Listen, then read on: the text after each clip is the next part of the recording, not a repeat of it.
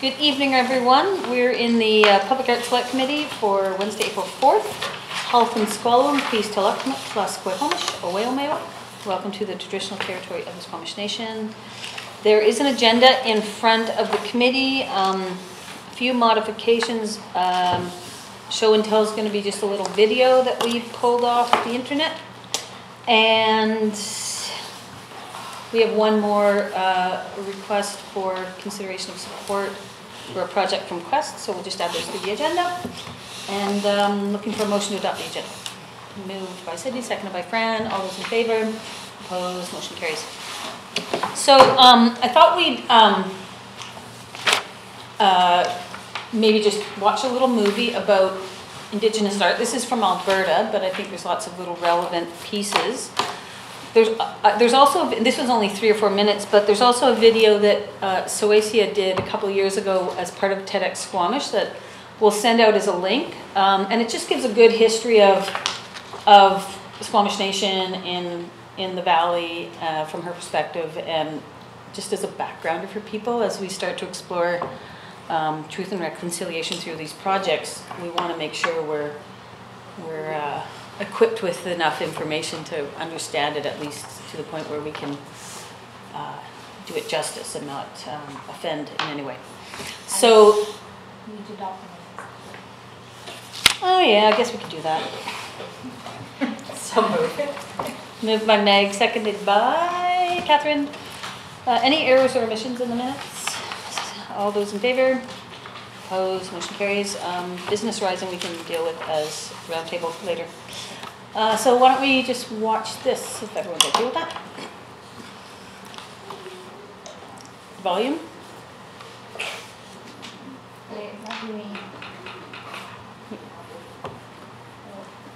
Maybe stop it.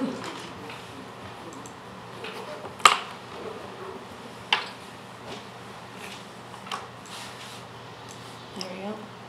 Violations that speak to capacity and cultural deprivation. We're rebuilding. We're just going to start that again. Yeah. In this era, where we're doing truth and reconciliation, we need art. We need it. When Aboriginal people practice art, they're immediately redressing human rights violations that speak to capacity and cultural deprivation.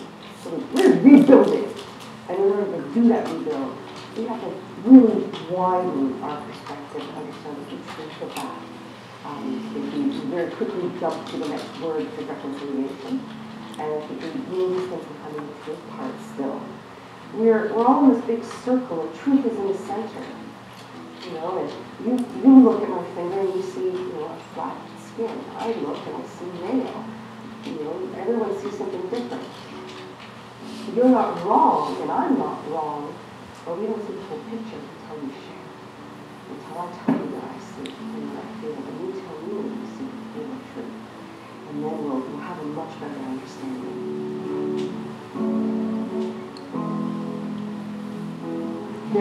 There are at least 4 or 5 things that from the last, many years, a couple of decades that I've been doing this, that we can look to identify barriers, but also look at how we are successful. And that is access. We have access to funding, access to opportunities and training. We have access to each other as artists. And we have access to culture. The next one is identity. And some of that is personal identity, but it's also about, can we identify what the art is? There were many years where Indigenous or Aboriginal arts weren't conceived of as real arts, the crafts. That's changing, absolutely changing now. The other one is recognition. So are we recognizing the breadth and depth of the training, the protocols, the cultural ability to transmit ideology and all that good stuff. The next one is appreciation. Are we at the award ceremonies? Are we getting recognized, in the media? Can people access and appreciate the art in a way that speaks to what the artist was intending? And the last pillar or tenet of that community development is evolution. there was a time when I started Alberta Aboriginal Arts that our provincial funder did fund Aboriginal arts, but they only funded traditional arts. And they were defining what it was, not the arts themselves. And so I am now actually vice chair of the Alberta Foundation for the Arts and trying really hard to open up that box that people understand that we need to evolve. And as a contemporary artist, I need to do my art, as I said, it's profound, it's redressing human rights violations, it's recreating identity, which creates a new kind of society. Again, as an elder who was talking about the importance of art years and years and years ago, and she said arts were originally, they came from, they were embedded in our ceremonies. They were meant to communicate our humanity to the Creator and to each other. And you couldn't do ceremony without song, without dance, without drama, without comedy. So I think it's really important, and I'm really excited to see how our whole country evolves through art.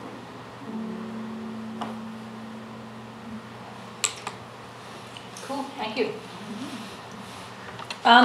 Yeah, so I just thought it was important for us to start as a group sort of exploring the theme too, just so we don't go into this not really starting to get a broader understanding of what truth and reconciliation might mean. And any thoughts on that after seeing that?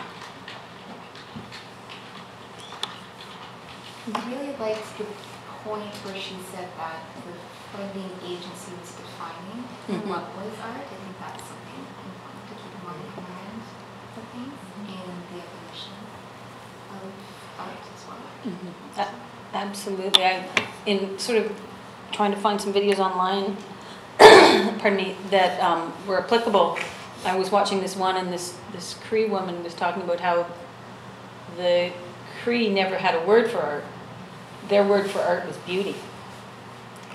I just thought it was interesting. Sort of, the culture doesn't have a word for art. It just simply, art was part of whatever else in art. But I think that's a really valid point, Sydney. And I don't know if they're, just to make sure that throughout this process we're not getting into that trap of trying to define it too much is a big conversation. We can have that further when we maybe talk about that piece. Any other thoughts on that? I dropped off a few books of the UN Declaration on the Rights of Indigenous Peoples if anyone's interested in having a read on that. There's a couple on the table. Okay, I guess we'll move on.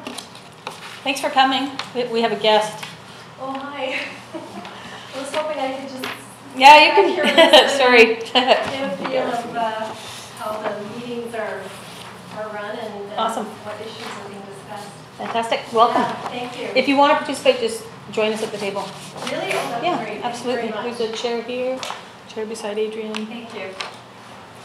Yeah. Can I just say we have a second guest as well? Yeah, absolutely. Actually, I should have done that. Sorry. Just in case anyone's wondering, this is Haley. She's also a board member of the Squamish Arts Council and would like to sit in as a member of the public. Wonderful. Maybe introduce yourself Yeah, as well. I'm Anna Tommaso, and I'm also very interested in the arts, and would like to hear what's happening in Squamish. I've been a resident for 6 years, and I have some dreams about what I'd like to do in relation to the arts in Squamish. I just thought I'd listen in and see what's happening. Yeah, and Anna dropped in the mayor's dropped in today, and so I said, come to the art committee tonight. Yeah, thank you. Yeah, maybe we'll just do a roundtable just so you get everyone, our two new people can get a certain understanding of everyone at the table. Sydney, you want to start? Yeah, I self-introduced when I walked in, but thank you. so I'm the chair of the Squamish Arts Council. My name is Sydney. My name is Anne Languedoc, and I'm currently a student at Emily Clarke in the Critical and Cultural Practice. And she's 21.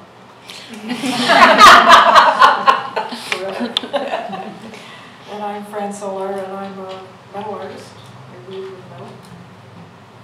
I'm Catherine Atkinson. I used to be the arts editor at Peak News Magazine, and I make mosaics, and I started a company called Arts Adventures earlier this year in Squamish and Whistler. I'm Toby Jackson, and I'm the curator of the Foyer Gallery, and I'm a painter, and very involved in lots of different community arts groups. And I'm Meg, and I am not a painter or any of those other graphic, visual kinds of arts. My passion is music. But I'm also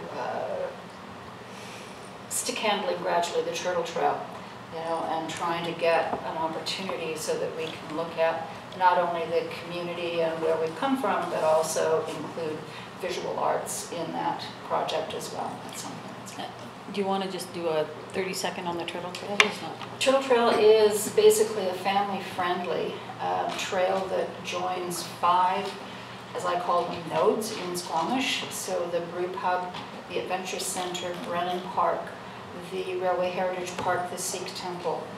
And the trail is underway. There's still some rough patches, but the district has done a feasibility study a couple of years ago. Yeah. And so incrementally we're building the physical trail. Then the next thing is how do we find the trail, so we need to get that piece. And then the other, my thought is that each of those nodes we would have interpretive signs of some variety, including artwork, so that we look at some of the different facets in the community so that everybody has a voice at the table, everybody is able to speak and to listen to other people as well. And the inspiration for that was actually the Bright New Dawn, and that was, I don't know, 5 years, 6 years ago at Totem Hall, and it was one of the Truth and Reconciliation workshops. It was a healing, sharing circle kind of thing there. And one of the recommendations that came out of that meeting was that we could do a trail. You know, so how that all unfolds, there's still a whole bunch. It sounds really exciting. It is. It's very cool. Yeah. Patience required, but that's quite true. Thank you. Heidi. Hi, I'm Heidi. I'm a college instructor, and I have a passion for art, which brings me here. So when I have some free time, I like to paint different types of mediums. Nice to meet you. Adrian. All right, I'm Adrian. I'm here because I'm the secretary of the BIA, the Downtown Squamish Business Incentives Association. I also own the Zephyr Cafe, the gelato shop that's opening up, and the climbing gym in town. But the real reason here is because I like art and I like to keep things pretty and keep things, moving along. So, nice to meet you. Awesome. Yeah. And Devin? And I'm Devin Guest. I'm the staff liaison for the Public Art Committee. Nice to meet you. And this is Sarah. I'm Sarah. Hi, Sarah. Kelsey. Thank you so much. Nice to meet everybody. Yeah. Thank you. Lands End Monument. Did you want to speak to that a little bit? Yeah, it was. I think it accidentally got under my name. So if you want to, it got the Lands End Monument is the parcel. It's see the red dot on the map. So just this is the oceanfront lands. Yeah. So the oceanfront lands have a park, and within that park, there is a designated spot for public art, aka the Lands End Monument. Now the developer is just starting to work on the design, the finalized design of the park, and as such is starting to work towards the monument. Now that that piece has been earmarked for Squamish Nation through the developer, and so that's something that I wanted to communicate to the committee. And really just bring to your attention that that this would either be a project moving forward with the developer, or if you guys felt like you wanted to comment on it in any way. Yeah. So this is actually written into the land development agreement with the owners of the lands when we sold the lands, and I believe there's $150,000 earmarked, minimum sort of earmarked as the commitment for this entity, whatever it may or may not be. I don't think the timing works out with the Truth and Reconciliation project we're trying to do this year, just because I think they're about a year behind in their approvals with MOE and DFO, and they probably won't start filling the site until next year, and then really not, the landscaping, everything probably the year after. So the park itself won't be complete for about 2 years. So it probably doesn't fit in line with timing, but we just thought it was worthwhile making sure the committee's aware of that. Ultimately, it's up to the developer to determine what's going there, but it could be that if the developer wants, they could come to the committee and say, hey, these are the parameters, it's Squamish Nation art. I'm happy if the committee goes through a proposal call, if they want to do that. Or they may just commission an artist. It's totally up to them, but just we'll let the developer know that the committee's here to support that initiative if they need it. So is it definitive, it is a condition of sale? Yeah, it's written into the land development agreement, so it's part of the development that they have to deliver on. And I believe it's written into the land development agreement as part of the park, so the park has to be completed before they can get occupancy on any residential units down there. So that's why the park's anticipated to be developed within the next 2 years, because I think at some point they actually want to sell homes so they can start making some of their money back. But they can't actually get occupancy on those homes until the park's done. The maintenance of it, will that be on the developer as well, or is that going forward going to be something that us or another? It could be the district. The district does get the park back as it's gifted back. It's about a $16 million park. So the park is gifted back to the city. So I suspect in the long term it will be the municipality's responsibility. Yeah. So who's the developer? The developer is a company, well, it's a partnership. It's called Newport Street Developments, and it's a partnership between the Squamish Nation and a development company called Matthews Southwest, which is based out of Texas predominantly, but they have offices here, and they're actually Canadian originally, but their head offices are in Texas. Would there be opportunities for someone from the developer coming in, or some of the stakeholders there coming in to connect with us somehow? Yeah, I think absolutely. Yeah, maybe what we'll do is just if the committee's okay with it, we'll just write a letter as the committee, just making the developer aware of the committee, and should they wish to come and speak to the committee anytime, there's an open invitation, and we'll just make that connection. It's good for them to know what we've got on our plates as well, as know about that. Absolutely. I think that's a great idea, actually, because I think if Squamish Nation is one of the partners in that, which they are, then I think it would be a good idea for us to hear from that perspective as well, in terms of how they're viewing the opportunity. Absolutely. Yeah, there's a very strong partnership with Matthews Southwest and the Nation. They're also partnering on the Chikai Fan development as well. And I suspect they have other irons in the fire, but those are the ones I know. Maybe some in North Van too, because the Nation has obviously a lot of land. Is this at all connected with the land swaps around the time of the Olympics, or is this unrelated? So the city acquired these lands in 2004. Yeah.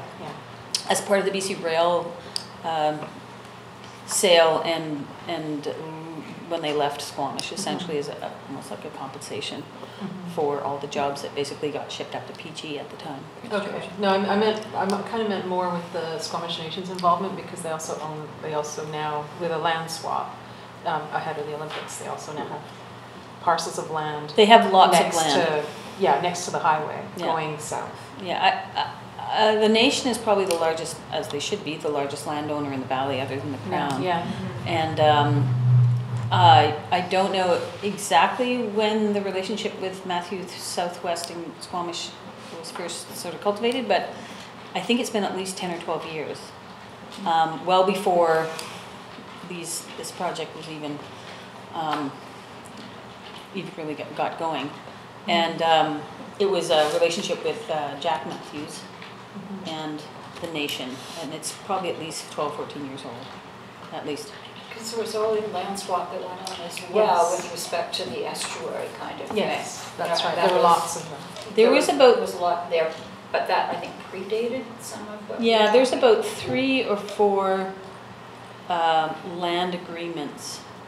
Some of it was related to the highway improvement project, some was related to the Olympics, some was, and there's and so there's a whole bunch of different, some was related to Squamish, some was related to, like there's a lot of different agreements that the nation has done with predominantly the province.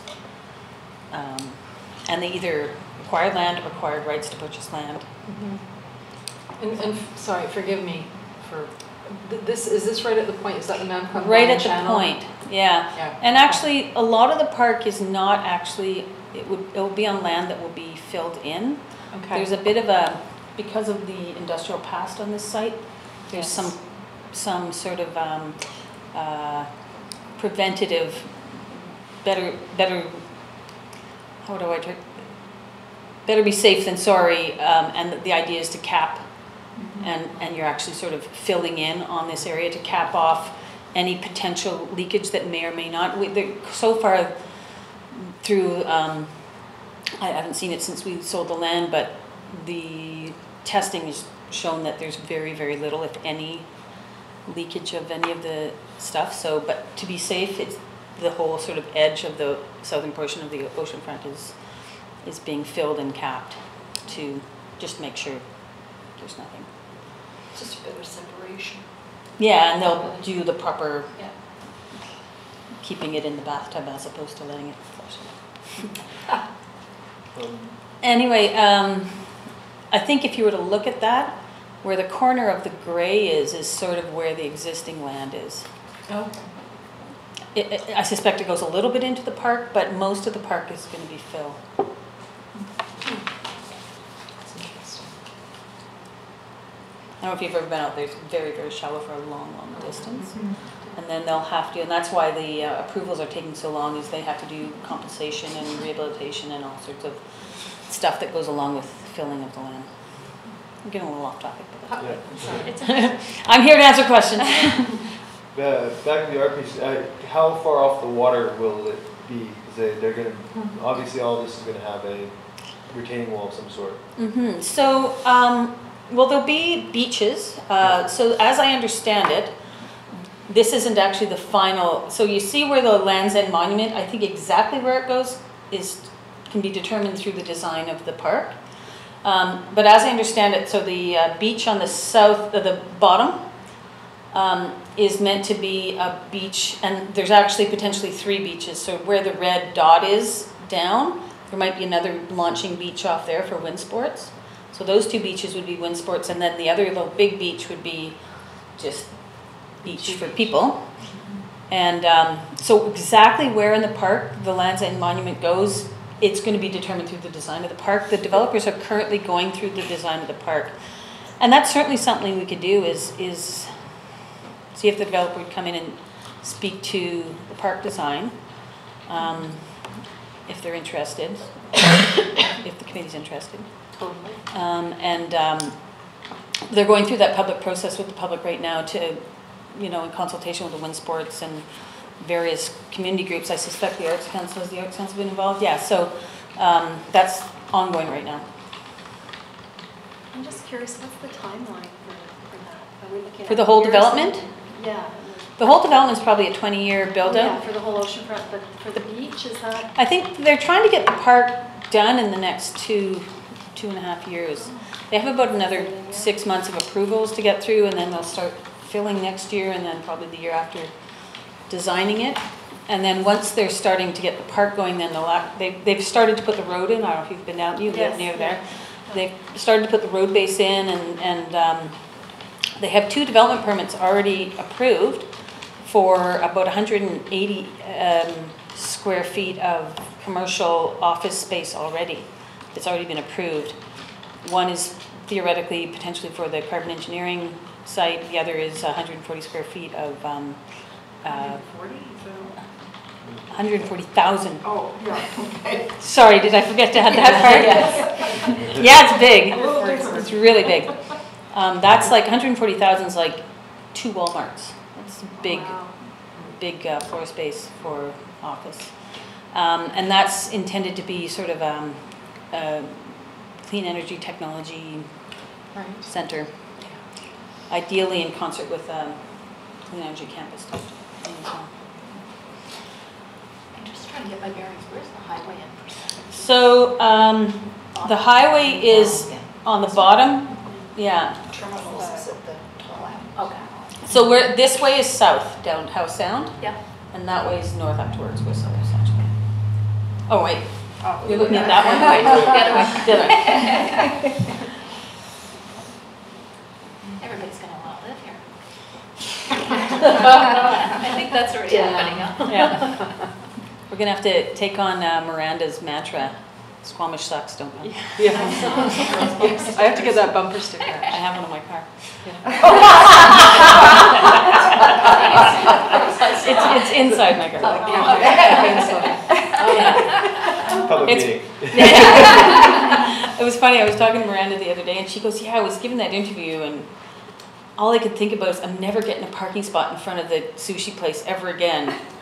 And then she said, Squamish sucks, don't come. Miranda won the World Downhill Championships last year, so.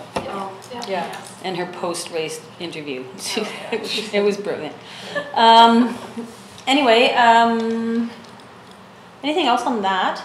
So I can certainly chat with the developers, see if they want to come in and maybe do a little debrief with the Public Art Committee on that. So there's so many other developments going on. Is that also a term of like a condition of sale with all the other developments that are going on? We own this property, so we sold the property with a development plan in place. Mm-hmm. So through the land development agreement, we can secure those. We can certainly, through rezonings, create some requirement. We have voluntary community amending contributions that we call them voluntary, that are set at a rate per unit if it's single family home and a rate per square foot if it's multifamily or other. And we had up until recently been putting a lot of that money into affordable housing fund because it's critical. We're starting to see actual housing units being built within developments now, so there's actual covenanted rentals going in and a whole bunch of the developments. So I think council is feeling like, okay, now we can, and it wasn't all of it, but it was, I think 75% of that was going into affordable housing, and then some was going into childcare, and others were just general amenities. So we do have a bit of a general amenity fund. Of course, we've got a list this big of fire halls and rec things and art centers to build.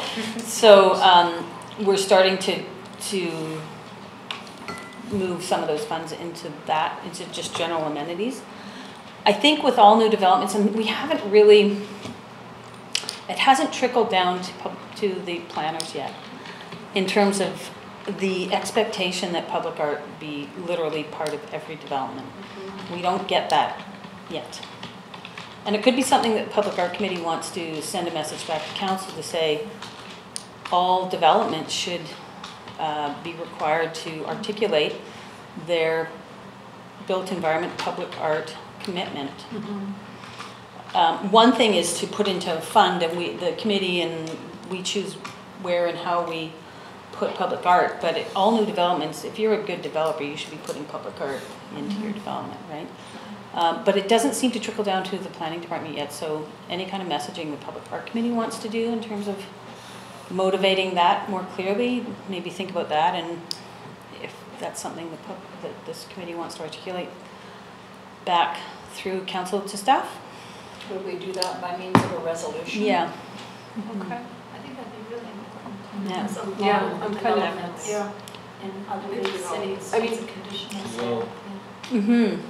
So I mean, the issue is they should have art on the property of their development. But I mean, just asking them to donate money to other developments is sort of just squeezing them more.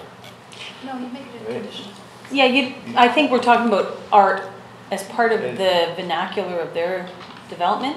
Should be a part of it, and how they want to express that is up to them.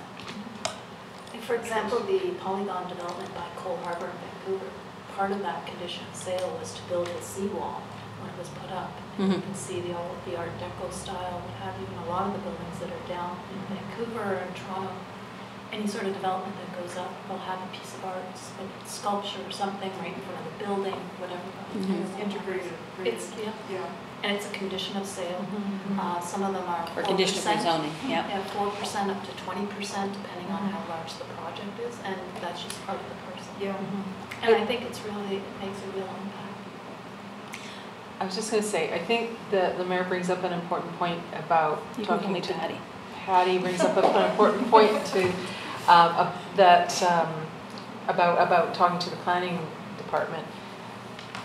Are there segments of the district that, I mean, we're all essentially almost volunteers that come and meet monthly and not over summer and stuff like that, and we don't work within the district generally, you know, and so I don't always know who's who and what departments are doing what, and we should probably think about what we should know in terms of operations like that, because to me that's like, wow, yeah, we should have had that conversation a year ago or 2 years ago. Well, and we did a little bit when Heather Deal came from the city of Vancouver and talked about how to integrate that in, and that's a little bit, I guess, my responsibility and Devin's responsibility to make sure that it came up this week because we had a couple applications come in. I'm like, there's no public art. Like, we're still getting no public art in these applications. Yeah, so. no, and I know, and you guys do a great job informing us. I don't think that I don't feel like I'm left out, but it just you saying that just made me think, oh, okay, are there other places that we really should be, you know, people should be meeting, having coffee together, or, you know, pizza once a year or something like that, so that we know who we are and what the other jobs are. And I think we've done a pretty good job with the Public Works Committee. They've come and presented, and we've talked about some of their processes. Yes, that was good. I'm wondering if we should have Jonas come to a meeting. Well, that's what and it was easier to, send that message when specifically the staff role was within the planning department, but now that it's even more removed from the planning department, it might be important consideration to go back and to just refocus. So maybe we'll add that to an agenda item next month is get the Director of Planning Community Development come and just talk about the value of, particularly in new developments, that commitment from the developers that they're considering these things as part of their built environments. The way the City of Vancouver does it is, if a developer should be incorporating art into the development, period, but there's also a component whereby the art doesn't necessarily go on their property. Because what happens is that if it's only art is going into new developments, all your old neighborhoods and all your old areas, downtown, some others, don't get the art. And so you have these have and have not communities. And the intention is to make sure new developments have art, but there's also a kitty or a pot of money whereby that art can be integrated into existing neighborhoods as well. From my understanding is that a lot of developers now, that's the expectation, is that you build that in. That's part of the whole negotiation, absolutely, right? yeah. So Adrian, you seem confused. you ask. No, I'm just, I just have a feeling that it's a lot to ask of people at some point to More money has been made on land development than anything else on the planet. By far, more than oil and gas, more than everything. There's no question. I'm not feeling sorry for the land developers. They're making some money. No, but I'm feeling sorry for the people who are buying the houses. That's what we built. Paying more money for the built out houses, right? Yeah. That's why we have the affordable housing prices. Yeah, and I wish it was as simple as not doing public art to solve that problem. Exactly, that's exactly it. And so I think that, I mean, putting it as a major stipulation would be good. I just don't think forcing it is, I don't know. I'm just hesitant. I'm not against it, I'm just hesitant. It's worthy of a conversation though. Yeah, Meg. The Lands and the Next Insight kind of thing, what is the role of art in that project? Because as you say, the district actually owned it and set the conditions. So is art, other than the monument, I part of believe that development? I can dig up, the land development agreement is this big, literally, it's 1,000 pages. I believe there was the Lands End Monument was specific, and then there was X amount of money put into public art. I think it was Correct. 150, I can't remember the exact number, maybe you have the You're exact. correct, it's 150,000. So there's the Lands End Monument, which is separate from it's the public art. Yeah, The developer shall install public art in accordance with the district's public art policy, having a market value at the time of installation of at least $50,000 for the 3 lots, 6, 7, and 8. And so they have a $150,000 street value to work with for those 3. which it's too bad we put the language in there at the time of installation, because if something's being installed 20 years from now, the value of the dollar is much different. Yeah. So that's an unfortunate wording, oopsie on our part. But at least it is in there, so it's starting to Yeah. say that this is important in the district of Squamish, Mhm. so it's something to point to. Mhm. When other developers come, or planners are saying, you can say, where's the art? Mhm, exactly. Yeah, so it's an important step anyway. Okay, any more questions on the Lands End Monument? So we'll see if the developer will come and talk about the park and see if there's any feedback the committee wants to give to the developer on that. And then we'll get Jonas in here to talk about how we ensure there's integration of the public art conversation into rezoning applications and DPs. Most good developers do it anyway, but sometimes you have to remind them that's a good idea. Nothing else on that? Okay. Should we move on to the major projects? Okay. Absolutely. Now, what you have before you are 2 of the, you have in front of you a call to Indigenous artists for the District of Squamish Art Program. That is the most complete one that is in front of you. It's the one that went out in your package. This one speaks to the Squamish Nation art piece that we spoke about in terms of the 2. The second, request for an expression of interest, is the longer one, and it's an incomplete expression of interest that still needs to be geared to the truth and reconciliation portion. So I wanted your feedback on both of these. Let's tear them apart so we can build them back up again and have 2 great EOIs go out. Does everyone have these? Anna, you could probably find, there's on one somewhere. There might be one just outside the door, are there, Sarah? There wasn't enough copies. Okay. That's okay. I can run out and make some. Adrian's going to share with me. Okay. Thank you. So, why don't we, so I guess a first question is, does the committee think we'll go out at the same time with these, or do you want to stagger them? So just for Haley and Anna, the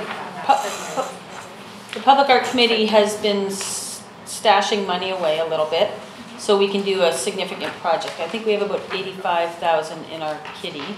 We're hoping to, through magic, come up with another $75,000, $80,000 to get us to 150 or 160 or so.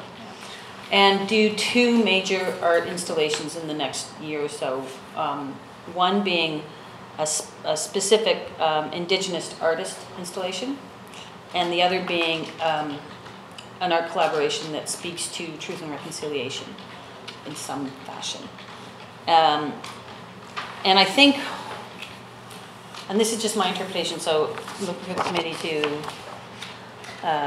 disagree with me or not, but I sort of think the one simply going out to Squamish or Tsleil-Waututh Nation artists is a fairly straightforward call.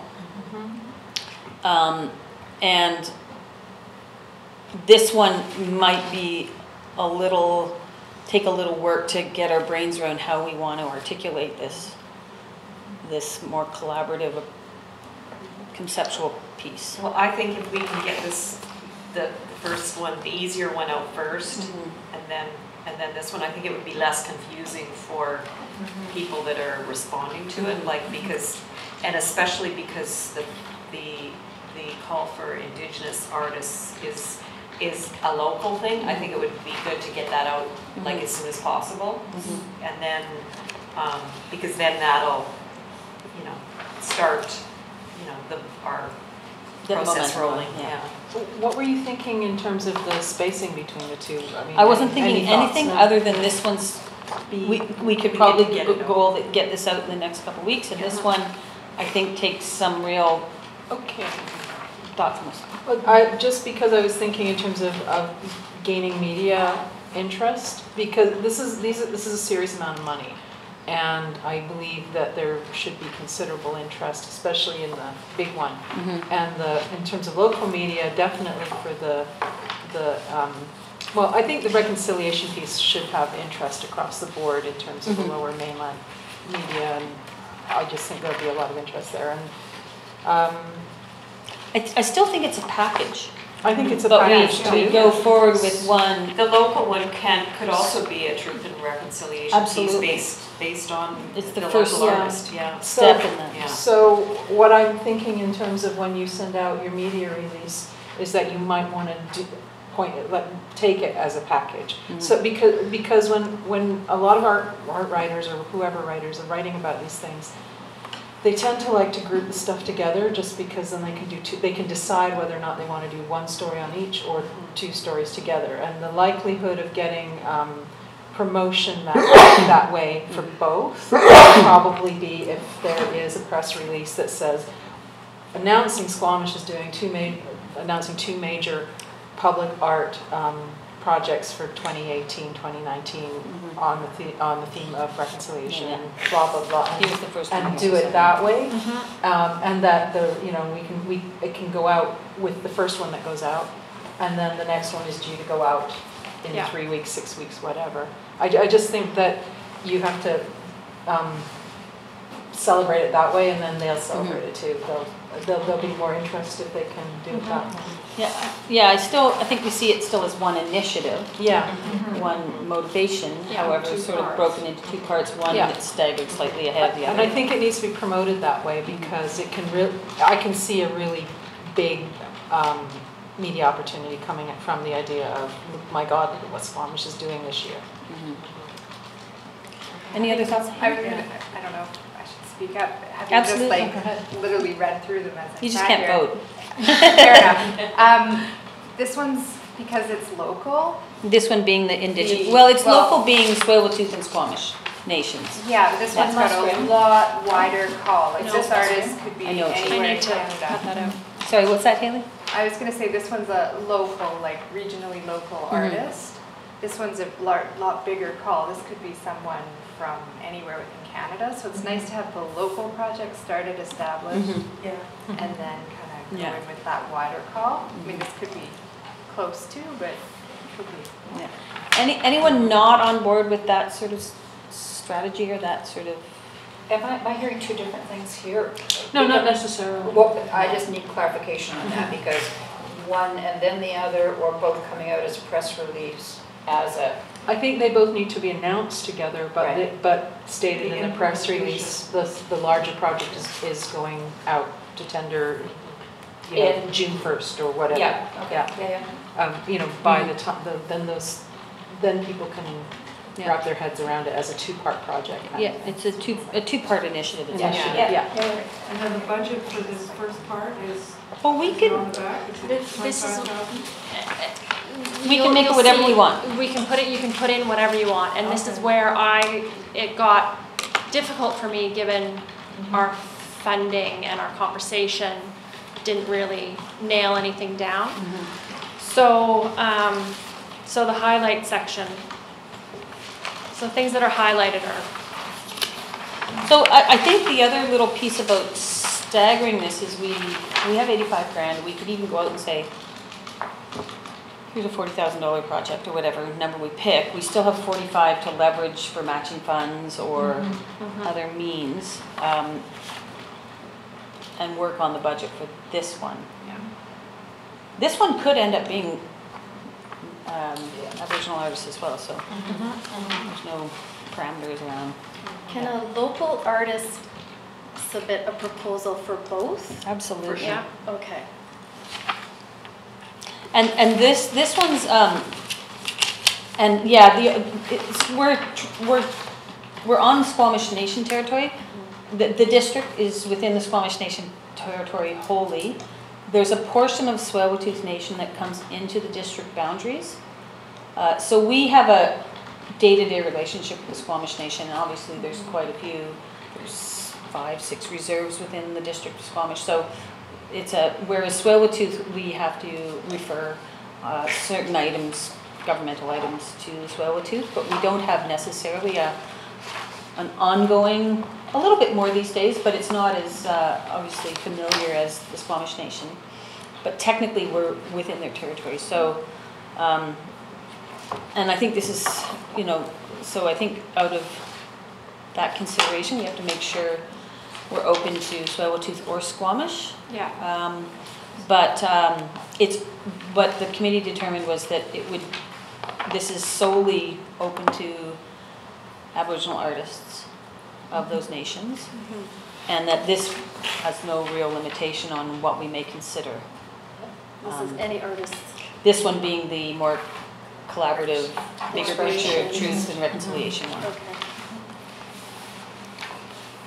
Yeah. Yeah, so basically who is eligible on the smaller project, we should really take Musqueam out of there? Yeah, Yeah. absolutely. Because my question was why the Musqueam and why not Seashell, for example? Yeah, I think Devin kind of stole this a little bit from the city of Vancouver, and Yeah. Musqueam was in there, and I think I said that last week. Yeah, Musqueam shouldn't be in there. Yeah, it had Yeah, already. there's no Musqueam. it We had are not already on gone Musqueam territory at all up there.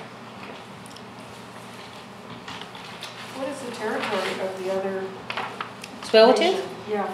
Tsleil-Waututh Indian is Arm. more, Oh, more okay. Indian Arm, but they have a branch that comes up, basically Indian Arm up, kind of it just comes into, we have a big watershed branch of the district that goes up the Mount Run.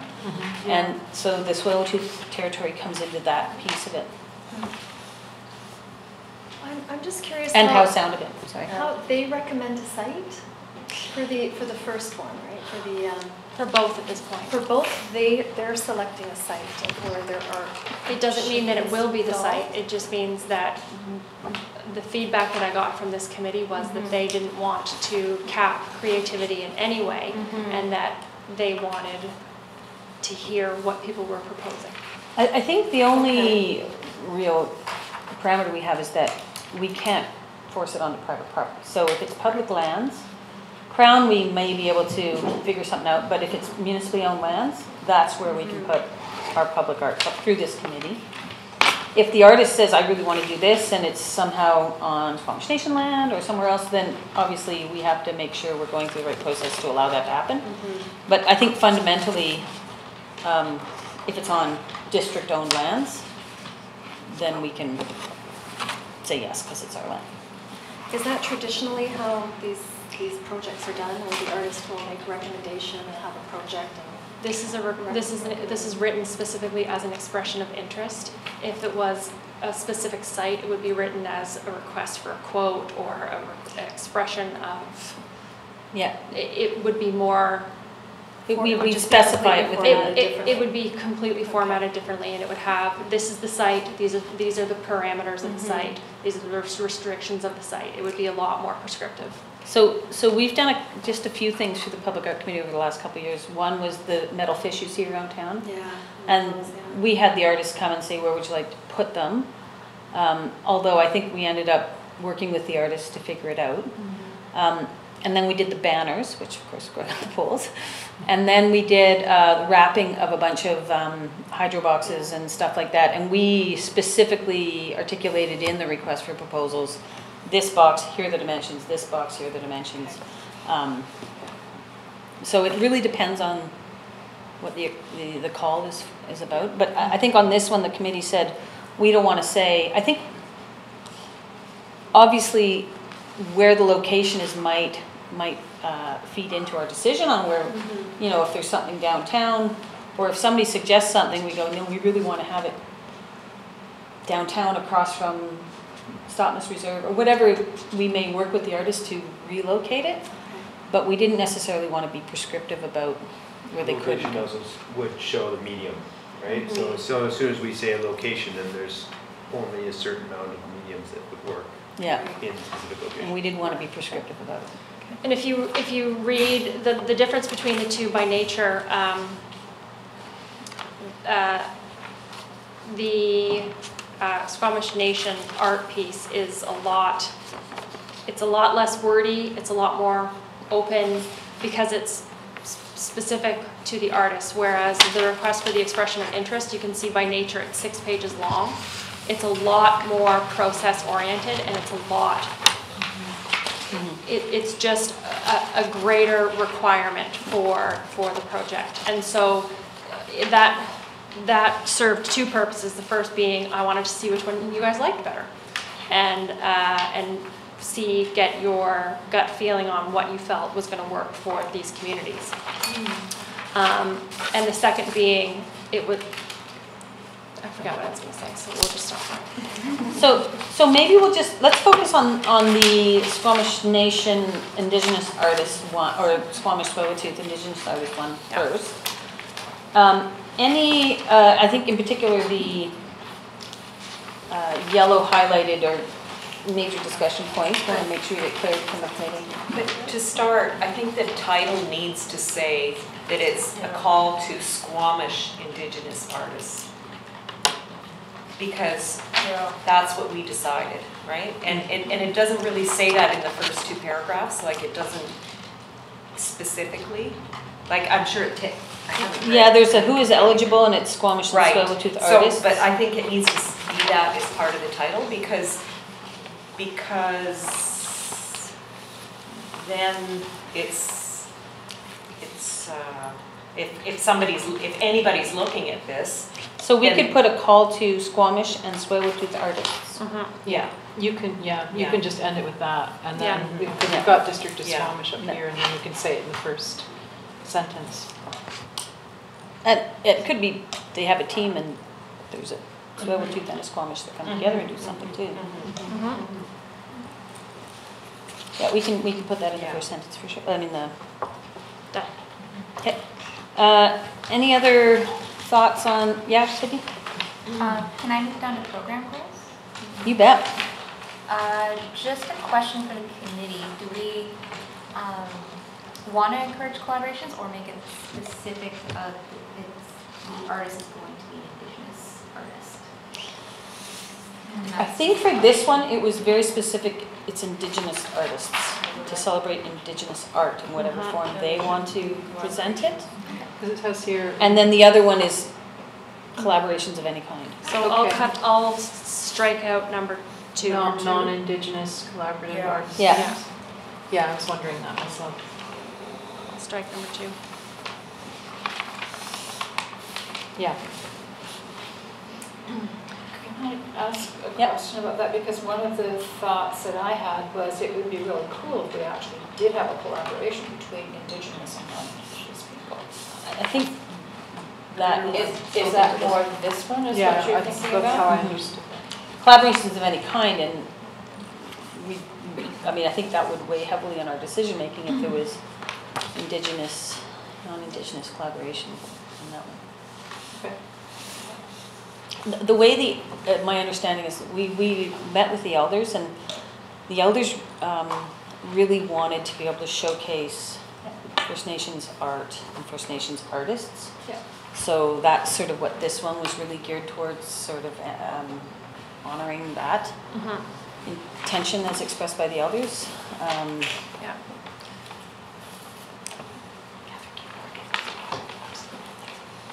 Any other thoughts on this one? I think, it would be great if it was done before spring of 2019. Yeah, we can look at the proposed schedule. I just created a work back, and we can always adjust that work back. Yeah. I'm wondering if we could articulate something by, ideally completed by the end of 2019, but could extend into spring 2018, but could extend into spring 2019. I'm already catching my typos here. In which one? In the Indigenous? The timing one. The first yellow on the first Yeah, page. yeah. What would be the Shouldn't purpose that of be? doing that? The Well, reason being, it they seems to are- me that if in fact they can't complete it for good reasons, then can't we just extend it, or are we legally obliged to? If they, You're not no, we can obliged set to the time frame and we can extend it.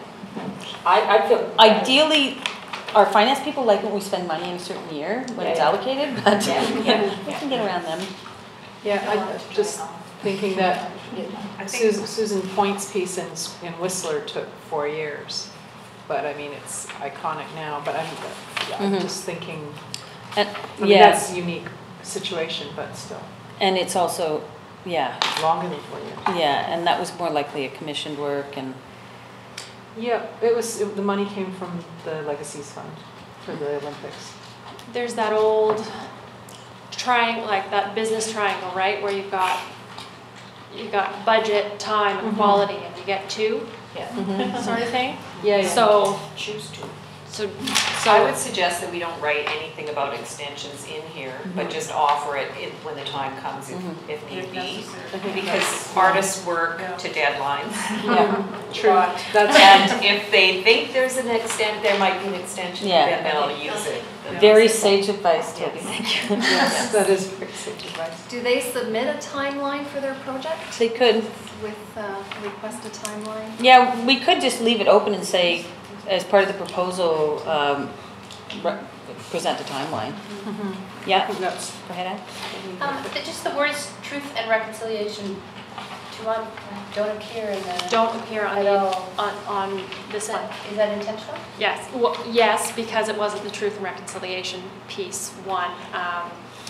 I didn't want to make it, by talking about truth and reconciliation, I didn't want to provide the bias to the program. I'm wondering, but I think we want to couch this as an initiative. Okay, Initiating conversation, community healing, or whatever you want to call it, on truth and reconciliation. Part one is honoring the art and the artists of the Indigenous peoples of the area. Part two is engaging in a broader discussion about what it means as a community. yeah, okay. And so we can articulate, I think we need sort of a umbrella statement about the program, Totally and then agree. the two parts of it will, and that's how you frame it in the press release too. Yes, Yeah. I agree. But I think Ann's right. I think that we should say that in this first call. No, Yeah. so. and I think And maybe not it be the headline, but this is, a paragraph in there Yeah. explaining how this Yeah. integrates into Yes. They need to Yeah. relate more, is what I'm Yeah. hearing. You could The even, two, and that there Yeah. needs to be a vision statement of some sort, or About the an initiative. a guiding paragraph. Okay. Catherine? sorry, you could even have, it could be something like Truth and Reconciliation Art Project, whatever, part one, and then part two. Yeah. Just so that Phase people, one. phase one, phase two, so that it's connected and people can Yeah, work there, that, just because then they can wrap their minds around it, yeah, totally. yeah. I think as a contribution towards truth and reconciliation, it's in the air, so I really do think that it's instantly recognizable. I'm not sure it would really bias the subject matter of the art. Maybe it would, Yeah. but I don't know. Yeah. Because that was what you were concerned about? And that was what I was concerned about, but It could be explicit.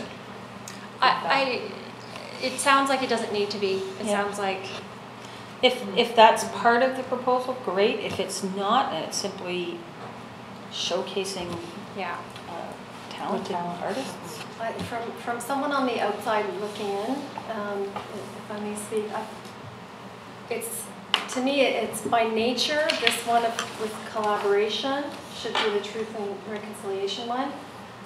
And this one, as you were trying to keep it open and they choose the location, I think if you put it under the same umbrella, you're then giving a theme to the artist.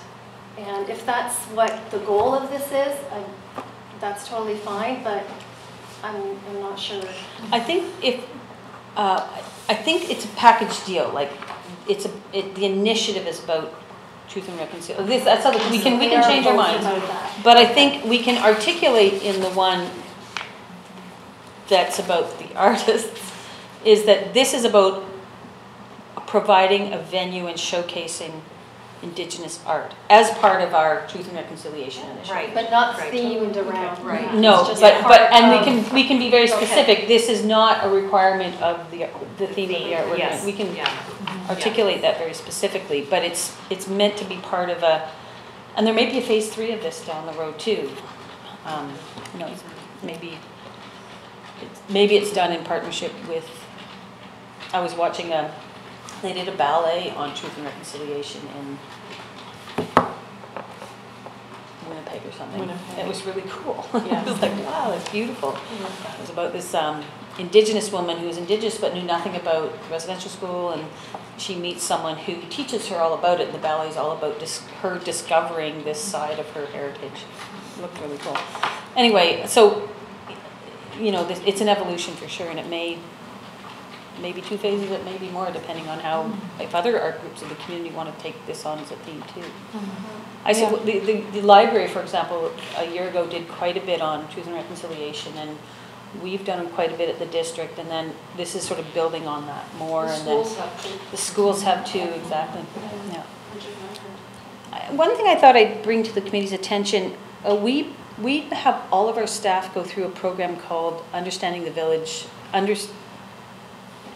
help me out, Understanding the Village through, understanding. Building bridges, understanding First Nations through the village or something. Oh, God, Something like that, yeah. Anyway, it's a really interesting experiential workshop that you go through, and essentially the workshop leader brings you through, you become the village, and you each take different roles within the village. I was the child. Hard to believe. I ended up being the child as well. Were you? That's funny, yeah. I was the keeper of the culture eventually, but everyone plays a role, and she walks. You took it. I was a child too. Oh, we're all children. But your aunties and your parents and your elders and your shamans and your different things within the village, and you eat, and then slowly the colonizers come in and deconstruct that whole village, and then you go through the process of rebuilding that village, and it's sort of a group experiential thing. It's really cool. It's very powerful. And we do it a couple times a year now because we have new staff and we have them go through it. But there may be opportunities, I've talked about this with the CAO a bit, of bringing in some of our committees to start participating if they'd like to. So I'll see if there's room in our, it's a very vulnerable, it was a very emotional experience for a lot of people to go through that. And so we want to just make sure everyone feels safe and our staff feel safe if there's people they don't know in it, but not all. We have 170 staff, not everybody knows everybody. So anyway, it's something I was going to bring up with the CAO to see if some of our committees wanted to start participating in that. And it could be we decide to put one on for all of our committees. Who puts it on? I mean, I know you do, but who? Yeah, it's, I've forgotten the name of the woman who does this. She goes all over the place and does these. In BC? Mm-hmm. She's from the island. I'm just drawing a blank on her name. Yeah, I wouldn't be able to recall it. I have it in here, Kathy Camarelli. Yeah. And it's really good when you actually bring some of the elders into we first did it, I didn't do it, but there was a program at UVCM one year. And then Linda and Karen Elliott did it, and they were telling me about it. I'm like, okay, we need our whole staff to do that.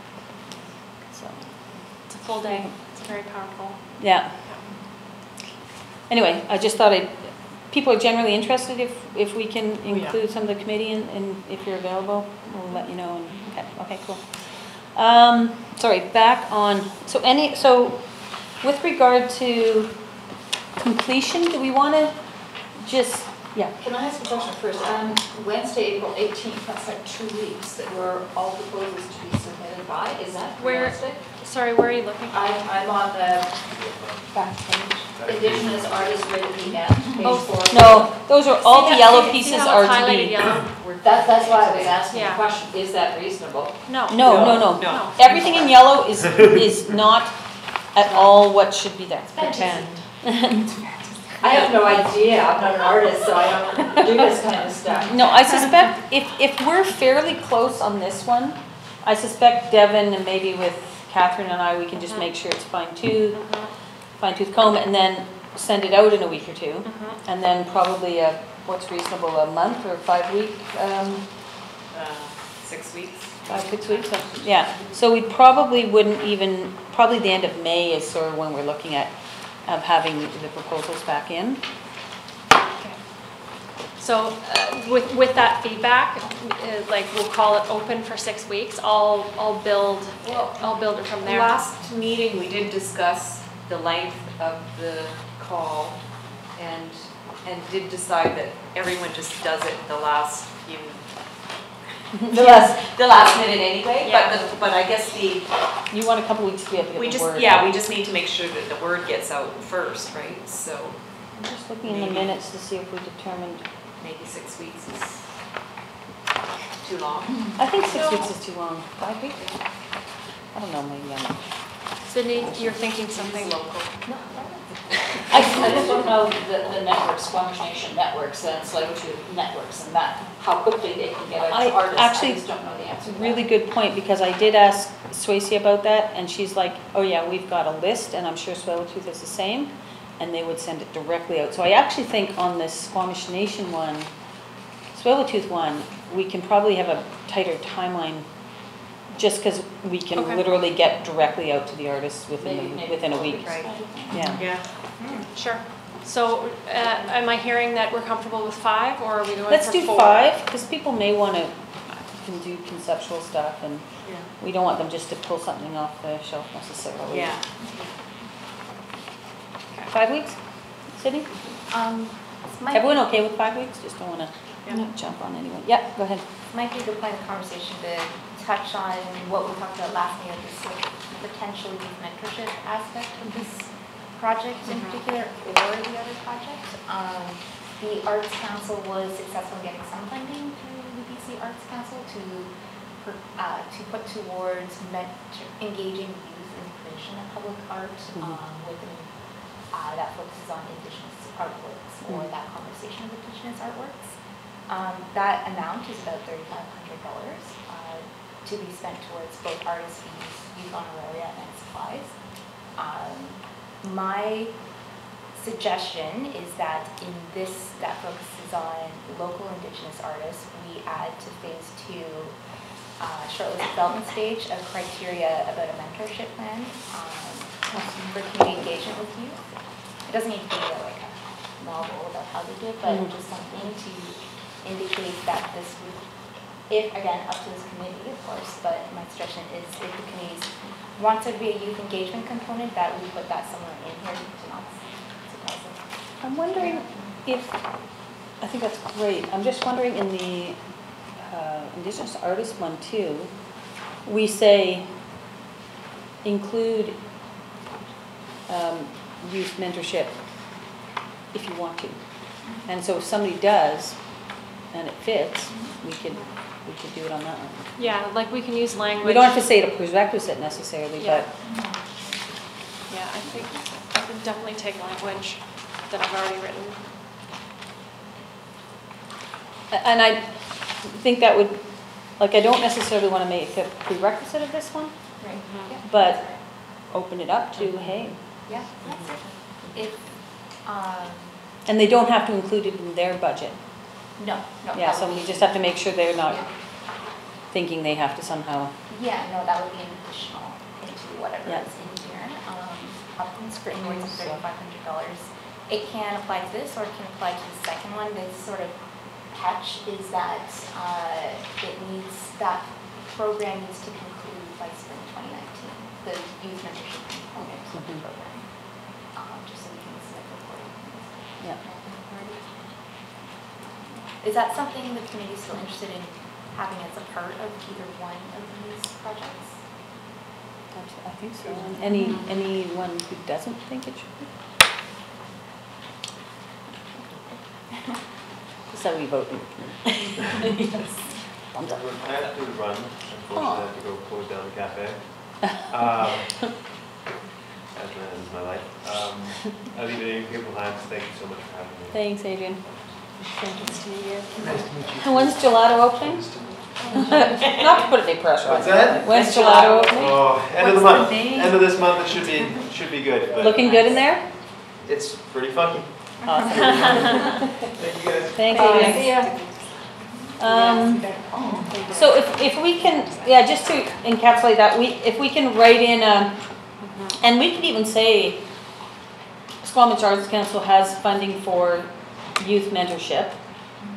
Please include this component if you would like, or something like that. Yeah, yeah, I'll write something up and.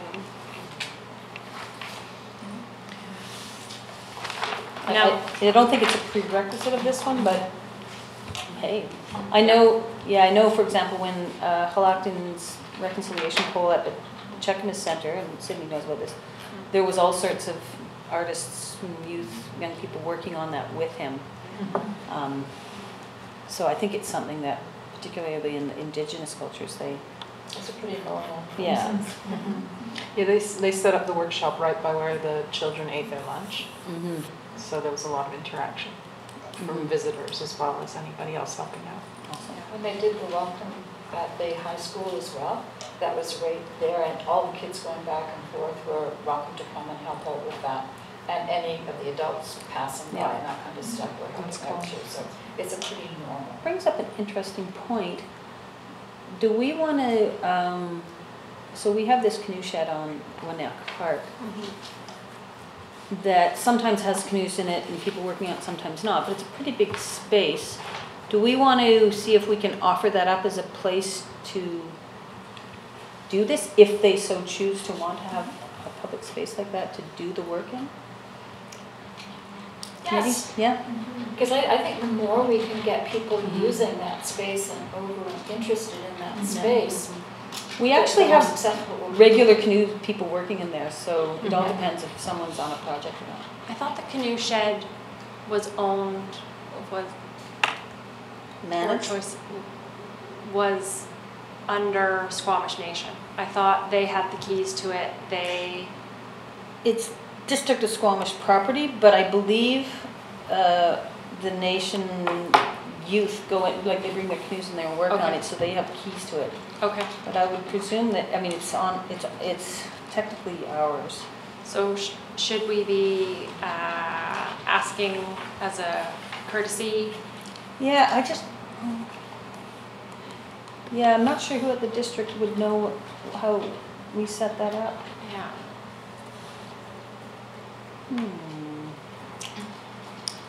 I can talk to Matt. Yeah. Yeah, we'll dig around and see exactly where the management of that thing is. I mean, in theory, if there's any public space, it could be Brennan Park. We set up a corner where they're doing something. It could be, so maybe we include that as part of the, if the artist would like a public venue to do the art, to actually fabricate the art, materialize the art, whatever language you want to use, let us know and we can work on finding a location for that. Obviously, it depends on what kind of art it is. Absolutely. Where maybe it gets fabricated in place. Yeah. Maybe it gets fabricated in, Exactly. in the workshop. Yeah. But maybe just open that up to in there, saying if the artist would like to find a public space to do some of the project, we can try to work with them to find a location. Is that worthwhile putting in the proposal? I don't want to get it too complicated either. No,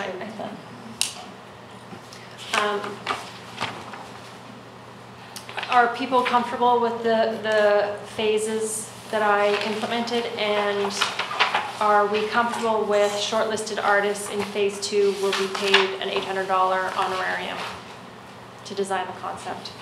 I wanted to, let's just finalize this one first, Sorry. and then we'll get into this. I don't want to confuse things. No, So, no, that's not. We're on that one. We're still on. We're small. Oh, yeah? Yeah. She's got phase 1 and phase 2.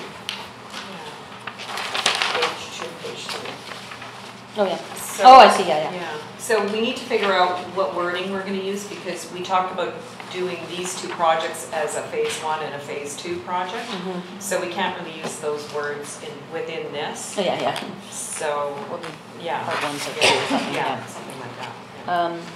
Yeah. Okay, so I see what you're doing now. Yeah, so I think that's actually, so the shortlisted might be 2 people, it might be 5 people. Exactly. And we would give an honorarium for them to fully flesh out their concept. Correct. Committee okay with that? Yeah. Yeah. The other, what I liked, one of the things that I put in this one was a 30-minute interview. It didn't have to be 30 minutes, it just said short interview. And so I did not put it in phase 2 of the shortlist development stage. Of the Indigenous one. Of the Indigenous one. If the committee feels like that's something that might be worthwhile, I wanted to throw that out there.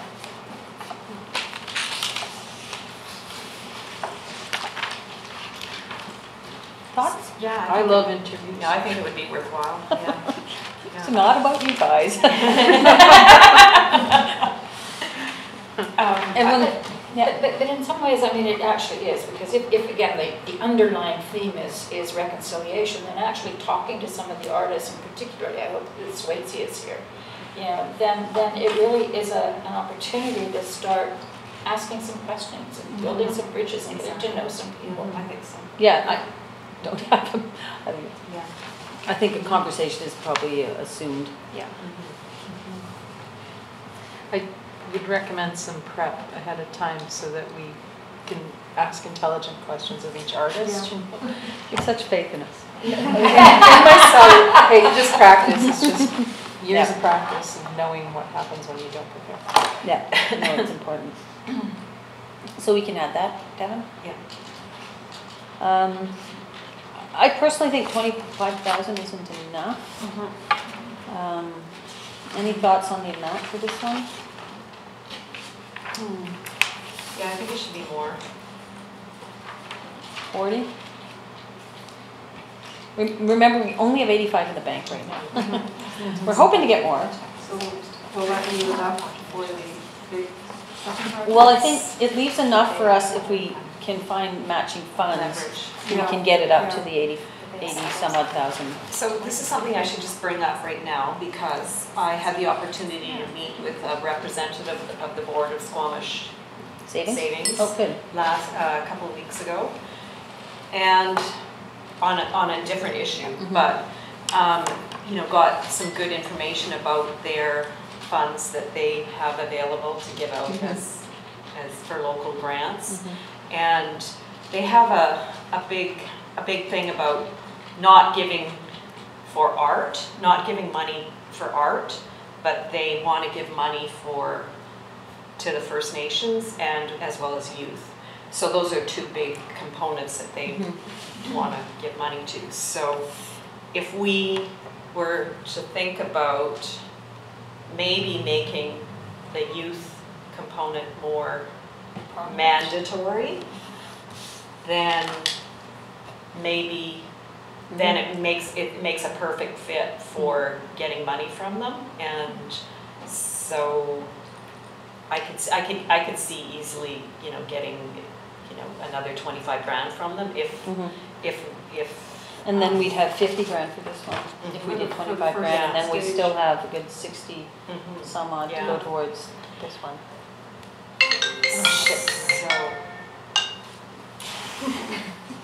Can't help myself. So yeah. Yeah, so I just kind of thought about that. So, yeah, Devin, or Sydney, yeah. I think that's a great idea.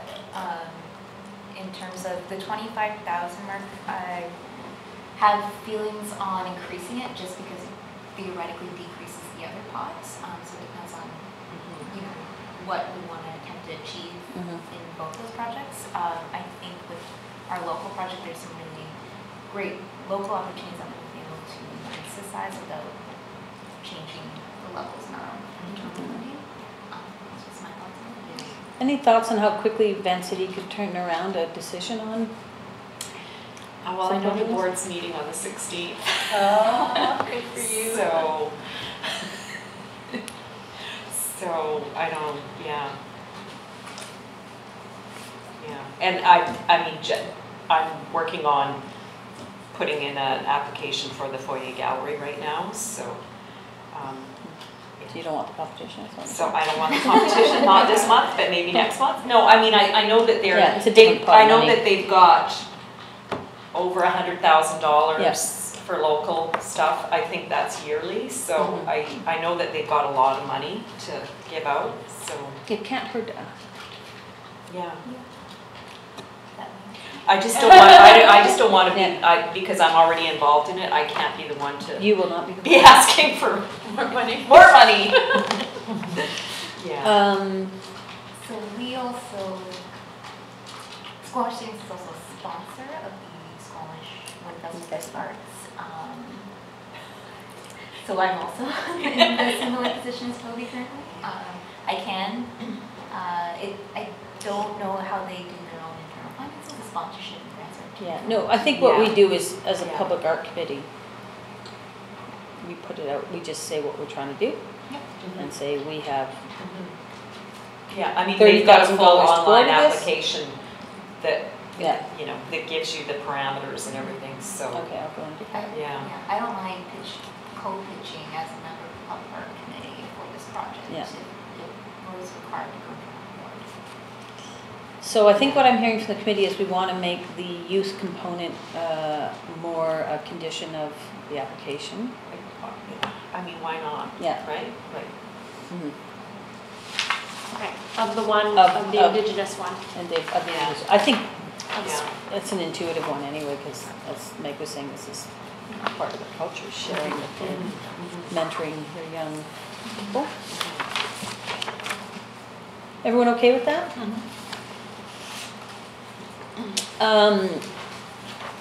So without being prescriptive to the actual budget, do we want to go to Van City and say we have 30 grand?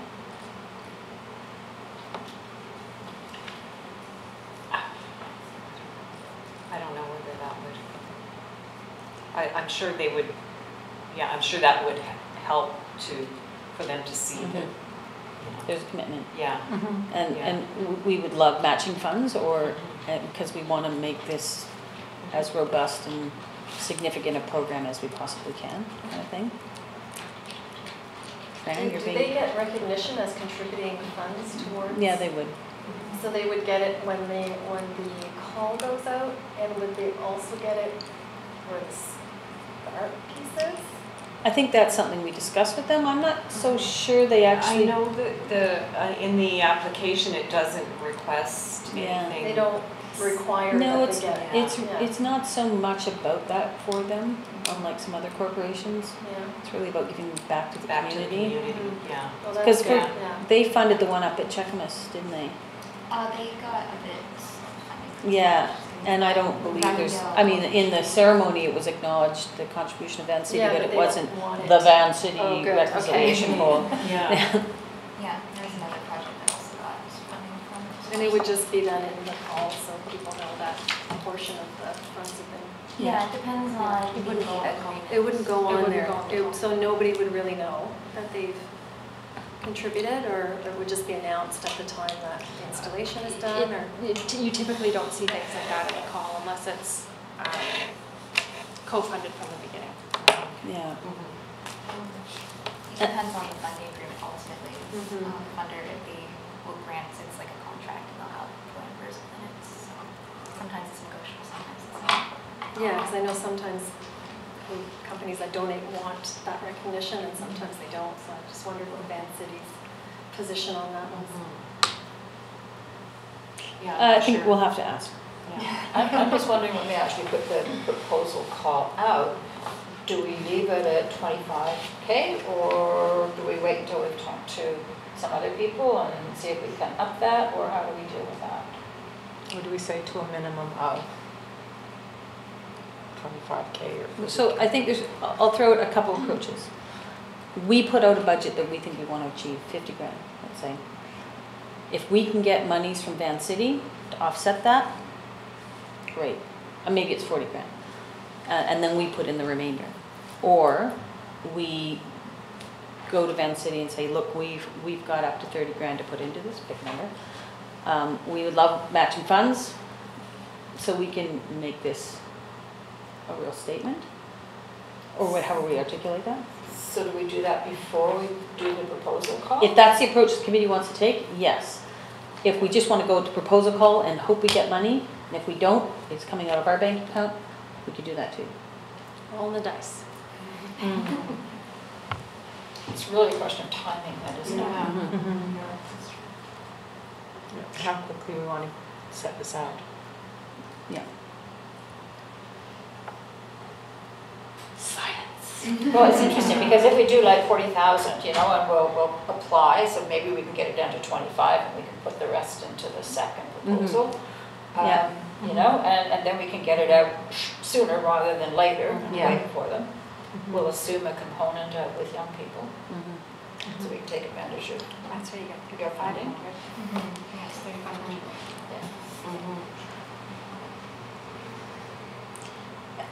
And I suspect if we get proposals in, and then we go to phase 2 and we start to tease down on the actual projects, and we actually have more funding, I'm sure we could spend the money. Yeah, maybe I'll lean into the artists in the room, but is it out of the realm to ask them to put in an idea that is worth, let's say, $25,000, but when they're asked to come to phase 2 to anticipate a scale up if available, is that reasonable ask? You're kind of almost asking them to create 2 projects in one proposal. I don't know if that's reasonable or not, but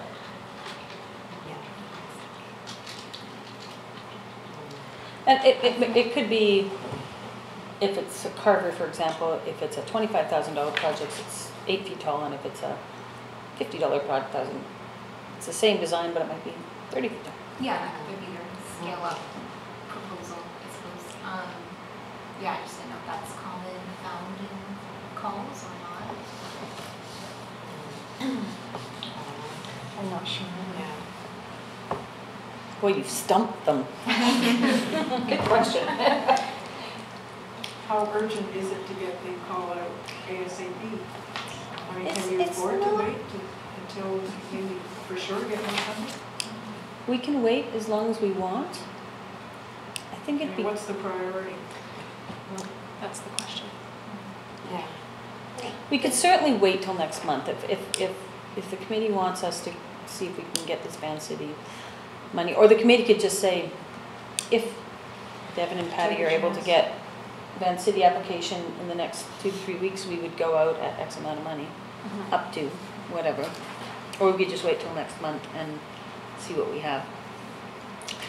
I'm just afraid of it constantly coming back to this one more month, and yeah. And the other thing is too, we've got this second proposal to get out too, so if we start bumping this one, then we're bumping the other one too. And I think that would be unfortunate, because we do have an election coming up, right? So it'd be nice to get this well entrained in my, I just think because it's just a couple time, that's all. Yeah. Yeah, you never know how the public reacts. Like, as far as the application goes, it's fairly straightforward, like, it's not too complicated, so. Yeah. For Van City, so, so as long as it can go out, like, get submitted before, Do it tonight? next week, by next week, then. So the board meeting's on the 16th. And that's when they make their decisions? That's when they review Oh, applications, so it's gonna be another- so I don't, So I got the impression that it was a fairly quick process, but I don't know So- for sure. I'm going to suggest something that's just as a starting point for the conversation. What if the committee commits to at least $35,000 from our budget? So that still leaves $50,000 for the other one from our budget-ish. With the hopes of Van City potentially matching up to 25 grand of it, or 20 grand, something. Yeah. but at least at the very minimum, we can put a project out for 35 if we don't get that money. I just wanted to ask about the Squamish Arts Council funds for youth. Would that be rolled into that? That's separate. In addition, so In whatever addition. this community center's internal budget, we have an additional $35. $35. Okay. Does not make it perfect. And then we would state that in this. We would state that there's an additional $3,500 for the youth component. I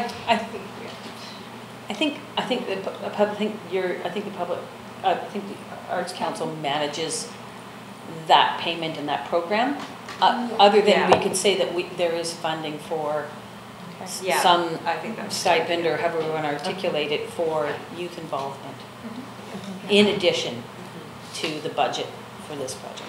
And I imagine that would also include, or how I've written it, is that includes additional artist fees involved, because there's, more work to mentor. And we can figure out how to incorporate that, or if it's necessary or not. Yeah, and I'm saying that's part of that $3,500, that's in addition to. Okay. If So people I'm- generally, sorry, go ahead. So I'm mentioning that under the budget stage, that there's additional funding available to contribute towards the youth in mentorship, language stuff. Yeah. I think as long as we don't insinuate it's a huge amount of money, because it's not. Yeah. Yeah. Do we need to actually mention that? Can't we just, at the, when we, I just don't know why we would have to actually mention that in this proposal.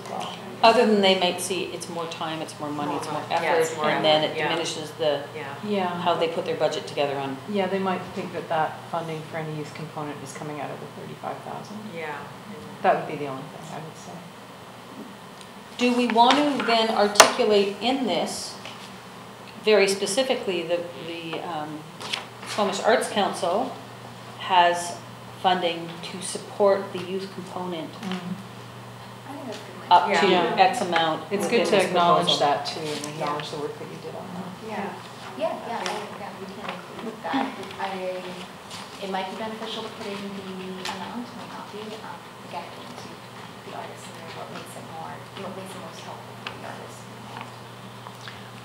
I feel like putting it in, I feel like the more transparency we can provide in a very untransparent call.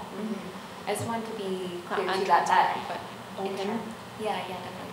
That $3,500 is not all going to be artists, that's not what would be expected to be, Yeah. as per our grant conditions. And then you have to report on your grant conditions, And so then you have to be a bit in control of Yeah, how that's divvied out. a little bit. Yeah. Or you have to be able to rationalize it in your report. Yes. So maybe we just simply put in there, under the youth, articulate youth component, Squamish Arts Council has acquired funding to support this aspect of the project. And this can be fleshed out maybe in phase 2 in the interview. Exactly, yeah. Yeah. And they either dial up youth component if it's more than they anticipated, or dial it down. Yeah. Yeah, it's less. Yeah. Okay, is everyone okay with that? And then, so, 35,000, and then, everyone's okay with the phase 2 shortlist development stage and phase 1 application stage? I just have a quick comment on phase 1. And it's totally up to what the committee thinks. I'm sort of indifferent, but it says it's not required to have a sketch or a conceptual drawing at stage 1. How does everyone feel on that? Again, I'm indifferent. I think I'm either way, but to help visualize something, even if it's just like a sketch. I kind of think a sketch is necessary. I think so too. Is this what the City of Vancouver had? You didn't need to have, you just need to be in words? That's what I looked at, and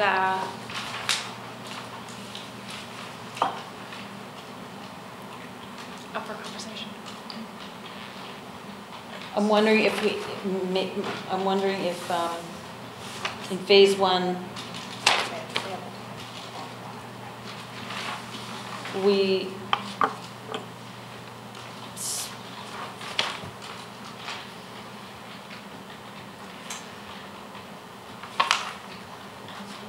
I would think an artist will do whatever they can to communicate why their project would be, I mean, I think if it's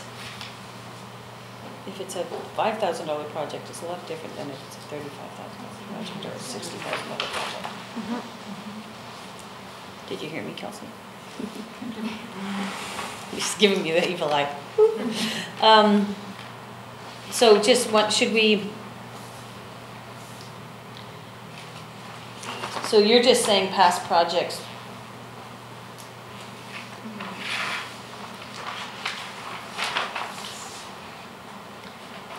You could say that drawings are not required, but they are encouraged. Perfect. Everyone okay with that? Yeah. Yeah, sketches or drawings. Conceptual. Yeah. Yeah, conceptual drawings, yes. Encouraged. Okay, sound good? Okay. Anything else on that? If there's something that the committee's forgotten about, you can always just communicate with Devin the next week. This isn't going out 8 AM tomorrow morning. Anything on the proposed schedule? Except we're getting into 2019, so just typos there. Yeah. So, application deadline, so Artist agreements from 28 October to creation is between October and January? Correct. So let's just, if we get this out hypothetically beginning of May or end of April, so. Yeah. We said we're going to have a bit of a tightened timeline because it's being very targeted. So by the end of May, we can anticipate having the application deadline instead of June 18th, or make it, maybe it's June 1st. Provided we get it out in the next 2 to 3 weeks. Because then we can actually deal with it at the first Public Art Committee meeting in June. Yeah, and then artists are shortlisted in June. We'd shortlist at that meeting. And then have the artist submit a design proposal. How long do you think, from an artist's point of view, would it take to create a more robust proposal?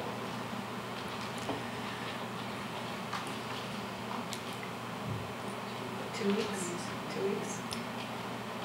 So do you think, 1 month, I guess, to the next meeting? But it closes over the summer, don't we? Yeah, you guys don't sit in August. Yeah. So that's why I was trying to fit it. we can sit whenever we want. I might not be Okay. at the table, but in theory, and we can always schedule a meeting if we need one, if we can get quorum. Yeah. If there's a willingness. So if we, I'm just thinking, so if we make a short list at the June meeting, we could in theory have information back to artists, and this is all in theory, right? Yeah. That would be on the 6th, and so we could, in theory, have, if we take a few days there, have something back out to artists by the 11th or so. Yeah, give me a week, but yes. And, yeah, so Jimmy shortlist. it would be interesting if we could, the next Public Art Committee meeting is the 4th. We could theoretically push that back to the 11th if we wanted to give a little bit extra time. And maybe have a deadline of the 1st of July, and that gives 2.5 weeks or so of more comprehensive proposals. So that's for submitting the design proposal? That's what I understand. So basically from about 20 days-ish to get a proposal in, almost 3 weeks. And then that gives Devin a week if we move the July meeting to the 11th. We kept it on the 4th. We may, the 1st is a Sunday, so we can. June meeting or July? July meeting. Okay. I was hoping that the committee could, at the July meeting, ideally pick the proponents so that they have time through the summer, maybe Yeah. even start to engage the youth, as opposed to waiting till after the summer. I certainly have no problem meeting through the summer on this. We're pushing the timelines a little bit on this, Devin, but. Yeah, no that's good. stress. And then, yeah, and so actually get a design proposal back by the beginning of July. Committee makes a decision in July. Then they giddy up. And we actually final selection in July. If we don't meet these, you know, for whatever, there's extenuating circumstances. And then they have at least the summer to work on it if they want. So artist agreements, August, artist production installation, August, September, is that what I'm hearing? I think you leave it to them, and essentially artist agreements done over the summer. Yeah. They start working on the project. We basically say it needs to be done by February 2019. I think, and the weather's still good then, you see, and the youth are in or not. And if it's done and we can't actually pour concrete or whatever's necessary until April, it doesn't get done until April, but I think we want to sort of give a timeline on, and I don't know if we want to necessarily be so prescriptive about production installation. I'm looking to artists to help feedback on this loop, but. So to clarify, what date am I putting in under artwork launched? I think we can still do it for that. February. February. Oh yeah, 2019, I just wasn't sure if you wanted me to bump it back to, I was gonna say October, but that's bad. I think, I don't know if we want to call it artwork launched. We just say needs to be installed prior to this date. And obviously if the artist, and there's extenuating circumstances, there's got to be flexible, but we're trying to, our timeline is to have this in the ground by early spring 2019. Okay. Are we assuming this is outdoor art? Like what It as could an be- artist, what are you? We're not assuming anything, we're assuming if it's public. indoor, it's public. It has to be public. So it could be at the So library, it could be indoor or outdoor. as long as it's in a public space. And Should we say indoor or outdoor public space? Or not be that specific? I think we just say public space. Okay. Public And realm. let them come up with a location. Yeah, I think ideally we want it and- outdoors, to be Okay. honest. But you could, it could be theoretically something in Brennan Park if someone really saw something in there. Okay. That's the other thing we did was the murals. Sorry. Yep. This potentially could be work in progress for 6 months, so do you want to build in perhaps some sort of report back or Yeah, some kind of maybe status report? monthly check-ins or something. That's a good idea. Where are the calls going out to? We're going to go directly to the nations and work with them at getting it directly out to the artists. They have lists of artists. That's for this one, but The other way, haven't got to that one yet. But I think we're getting close on this one. Yeah. Are we getting close on the Aboriginal? Yeah. I think so. Yeah, I mean, we talked about making sure that maybe there was a liaison from the committee to take on any upcoming projects to be able to just, kind of check in, just see how things are going. We'll figure out a check-in process, maybe including Devin in on and Yeah. have someone. Yeah, but it doesn't have to be part of this. No, it would just be part of how Yeah. we set it up. Yeah. And I think it's a good idea to just have in there, monthly progress reports or check-ins with the artist to ensure So it shows something's happening. Everyone okay? Anything on here?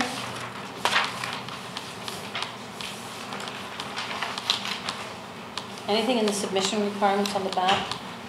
We're just gonna add the wording about Encouraged. encouraged. Some sort of drawing or sketch.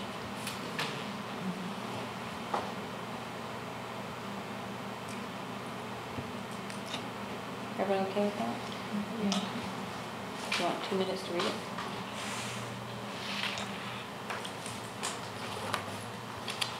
Yep. Can I ask that you put the date that it goes out on the top? Yeah, we'll have an issuance date, like on the top of this at the beginning, yeah. Oh, not that, but yeah. Sorry, I don't understand. Well, just what the date is Oh, that it goes out? Sure. Yeah, Yeah, yeah, just so people can, yeah, for sure. yeah, understood. Okay, so Devin, you've got enough feedback on this one? Yes, I have, thank you. And so I'm wondering if the committee wants to put forward a resolution that through the chair and Devin, we submit a proposal to Van City for up to $25,000. Moved by Meg, seconded by Sydney. All those in favor? Opposed, motion carries. Everybody's so easy. Okay. Do we want to dig into this one right away, or can we let people take this away and we'll come back and dig into this one at the next meeting? Yes. I have new ideas now. Okay, about- perfect. About This? how I'm framing this, Okay. yeah. So maybe take this, if you have any feedback, send it to Devin in the next week, and she'll get out a new updated version of this in 2 weeks or whenever, and then we'll have it at the next meeting to talk about comprehensively. Okay, awesome. I think we're good on that? We're good on that topic?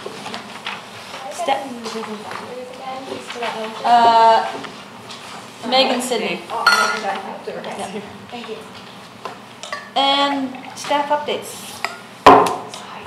More me talking. Just our standing item of the 2018 budget. You haven't spent anything. Yeah. So we have 87 in the major projects. We still have 15K in the small projects for this year. So that's something the committee can decide if they want to just, we can allocate that. Maybe that's our backup. Yeah, I think that's a good idea, yeah. If we don't get other funding. Put it all together. Yeah. And that brings us over 100 in total. Or does the committee want to do a small one? Do we want to do some sidewalks? Do we want to do more wrappings? Do we want to? You had a thought? Oh, no, I drove past Brackendale Elementary on the weekend and on my way to Fergie's. And it's worn out. I know. Yeah, it's worn out. Yeah, the crosswalk is looking kind of beaten up now. Yeah, they're all, that type of paint is how we do all of our crosswalks, and it really only lasts barely a year. 2 years, yeah. No, it wasn't put up. It started, when did we do that? September. So it's been not even a year, and the winter, depending on the winter, can just shred it. It looked pretty shredded. So I didn't know what that means in terms of maintenance or us. Was the one down here done with thermal paint? So it was more permanent, the crosswalk one, the railway one? Railway one, yeah. It was thermal. How much was that one? Off the top of my head, I don't know, but it was more than the Public Art Committee budgeted for, and it came out of Public Works. Well, they chose it, so they should pay for it. Sorry. Yeah, but that's something, I was noticing that too, Catherine. That's something we may want to think about if we do creative crosswalks, that maybe we do want to do them in the more long-term process, because it really doesn't even last a year.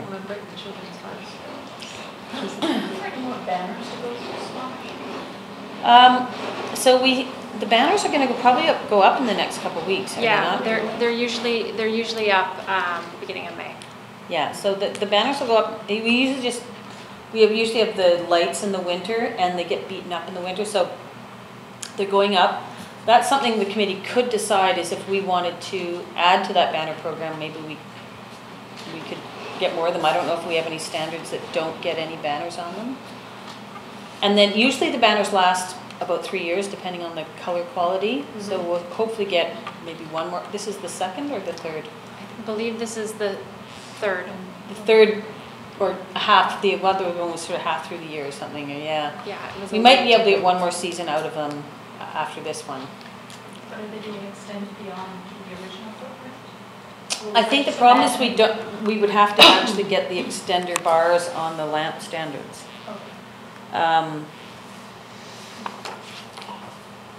But it could be, do you think we're able to print more of that one? Or is the deal with the artist just for the amount that we printed? I think we could print more. And I know there's some strata areas that have lamps with the standards on them that currently don't have banners on them. So we could extend it out saying the strata would like to order 20 of them. We can partially fund that and the strata can fund the rest. We also have all the inventory where the Biennale was in 2017. So I know there is an allotment of light standard inventory that could be made more robust. So we could print more and get them up. What does that do to our kind of cycle? Like every 3 years we do a major kind of thing. Would it not, to me, it would make sense maybe that we leave that until we do the whole project and then we expand it at that point? Yeah. Rather than piecemealing it, and then we've got some that look pretty good and some that don't look very good, and it's. And then you're gonna have a new go around with art. Design and Just everything brand new else. design. Yeah, I think that makes sense. I'll look at that cycle and come back and just FYI you guys next time on that. Okay. Yeah, go ahead. The retro of the mosaic out there, where does that fit into the budget? That's the retro The fixing of it? The fixing of it, the cutting it and whatever it is. Well, that's the next agenda item. Oh, is it?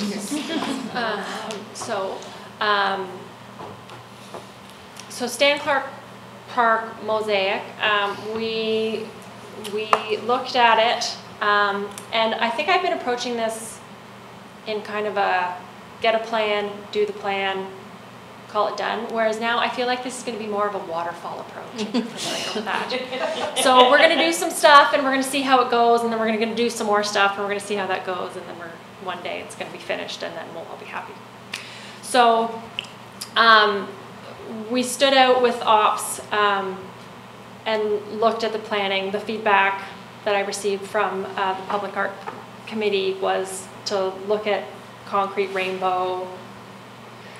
There's no budget for that, but that's okay. So I'll just go through the points. So just on the no budget piece, we put 10 grand away a year for maintenance. Correct. And so we should have about 20 or 30 grand in that pot, do we not? No, we don't put it away. You guys spend it. We did on what? Yeah. It may be called.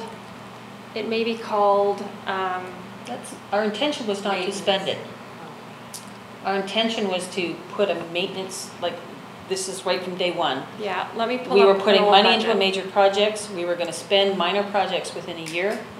And then we were going to put 10K away in a kitty so that when we have maintenance issues that come up, because one year it might be $30,000 in maintenance, one year it might be zero, was to actually create a reserve for maintenance problems. And I'm looking for the committee who was on the committee when we allocated that. That was, our intention was, and I don't think we've spent any on maintenance so far.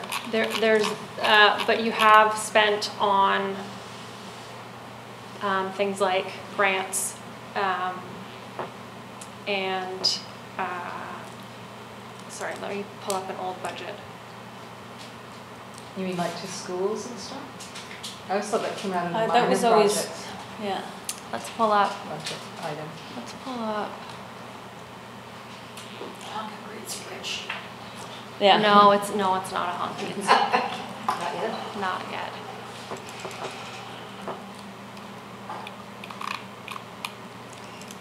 So I always saw it as, here's the budget, there's our Yeah. maintenance, buy right away, and then we were holding it for next time we needed it. Yeah, so, We always spent up to that 15 is what we always intended to spend up to, because that was what we allocated for an annual year, whether it was in small projects or whatever. And that the maintenance budget was being built up as well, so that we can tackle things like a mosaic, and if graffiti comes up and we want to clean something else. So, and maybe we did spend a bit on some rehabilitation of the underpass mural. yeah, But I don't ever recall spending even close to 10 grand over the last couple of years. And we've been putting money away for 3 years now, so. that particular budget doesn't roll, it's been communicated to me through finance that it doesn't roll forward. So it's being absorbed back into general revenue? Well, you guys are spending the money. That's so the let- first I've heard of it. So let's look at the mural project. Let's go line by line. The mural project costs $9,000. The BC Hydro beautification project came in at $9,000. That was budgeted, not spent. That was That budgeted. says actual. Yes, that, because this is an old budget and it hasn't been updated. But We need to have a conversation with finance, because the intention all along was 2 reserve funds, one for big major projects, one for maintenance. okay. And so that we always have some money to deal with emergency situations and maintenance situations on a yearly basis. We were trying to do a good practice thing. Yeah, we were trying to be diligent. Yeah. It So- could be, there has been a lot of turnover and we'll see what our CFO says. I would think that it would be in previous meetings, minutes and whatnot. Mhm. We did tend to. Yeah. No, let's not dig into it right now. Okay. But we need to make that clear with finance, that Yeah. the intention is to have a maintenance budget. Right, but presuming we've got a 10 grand from this year Yeah. that we could put It towards, was at least 10 grand. yeah, the mosaic project. Yeah, and you don't need to, sorry, my point, if my PowerPoint presentation came up, is that, Some of it's going to be on operations. yes, exactly. So operations has $15,000 to extricate the center portion of the mosaic and move it somewhere. And so right now, I have asked our planning department, the individual who designed Stan Clarke Park, Elaine Naseby, she's going to come forward with a recommendation to bring to you guys on what to do with that center portion. And so right now, it's looking like, the reality is that when they dig underneath it, it's going to break. And so right now, they're thinking, if it's going to break, then why don't we break it the way we want to break it and move it into areas of the park that make sense. And so that's the So current Elaine's plan. going to come back with a bit of a thing for us to consider? Yes, in terms of where it gets positioned and designed within the park. Sorry, I'm having some technical difficulties here. Planning on making, potential to cut into sections. So what operations has requested, and what I'm coming to you tonight to ask for, is if it's okay for operations to do a test cut into the mosaic to see how it responds. And so that would mean doing a perpendicular cut from one section of the mosaic to create the crosswalk. I'm sorry, I don't have a picture of it. Catherine, what do you think? I assume they would use like a concrete saw, like. They would use a diamond cutter. Yeah. I would recommend doing the test cut in line with the path, so that that's the part that's coming out. Yeah. Yes. So I would say go to that one side where it where it so where the top part of the path and the bottom part of the path is here, the rainbow is here, and then just kind of see if we can cut along that line which we would want to, or however we're doing it. Exactly. Yeah, I, that would be where I would do it, or right at the very edge where Do you want it to, might not be as problem. as a mosaicist expert, do you want to maybe Catherine has been participating. be out there with them? I was hoping to be there this Okay. morning, but I was sick as a dog. Okay. So we'll make sure that. Are we going to do photographs before any of that work yeah. is done? Yeah. So that, We've done extensive photographs. okay, so that we'll be able to do some kind of a letting people know like what's happening and why it's happening kind of thing with the photograph of it? Yeah. And did I hear you say that there isn't any money in the budget for doing the concrete and to doing those in colors to join the rainbow sides? Of the $15,000, what has been budgeted within that is to do a very Just the white. operational removal of that center So it would be portion. straight, it wouldn't be cutting around the different panels. No, I think you can provide a little bit of leeway in Yeah. there, Oh, but in okay. terms of like pouring different colors of concrete and Yeah, right. some form of artistry, that would be on the Public Art Committee's Yeah, okay. dime. Because I would like to see that considered as part of our budget so that we actually do put some money in for that. Yeah. Because I think it would be awful if we just had this white path going right through it. It would really piss me Yeah. off big time. If we're going to pull it out, we might as well replace it with something that's That at least, meant to be. the spirit of the rainbow is intact. Yeah. Yes, I totally agree. So Elaine's going to do a drawing. We're going to do a test cut, and Catherine's going to be the foreman. Yeah. I'm gonna cry. And then just on the $10,000 maintenance one, and I'm looking at the committee to correct me if I didn't get this right. I think our intention was to, for a couple of years, put money in there, obviously use it as we need it, but if it, up to a certain point, if it just keeps accumulating, the intention wasn't every year to just keep adding it on until we have hundreds of thousands of dollars in that fund, but to build it up to a certain amount. As we use it in different years, we may top it up to that certain amount over. So just as you're talking with finance, tell them to come talk to me, but or something. But the intention wasn't beginning, because this beginning of the committee was to add $10,000 a year, get it up to a certain point that we thought we were confident we could deal with most maintenance situations within a given year. That might be 30, that might be $40,000. Keep that in there. Let's say, for example, this year we used $10,000 to fix the mosaic. Then the following years we would maybe add $5,000 a year in the next 2 years, or add another $10,000 in that given year to build it up again. Yeah, Sydney.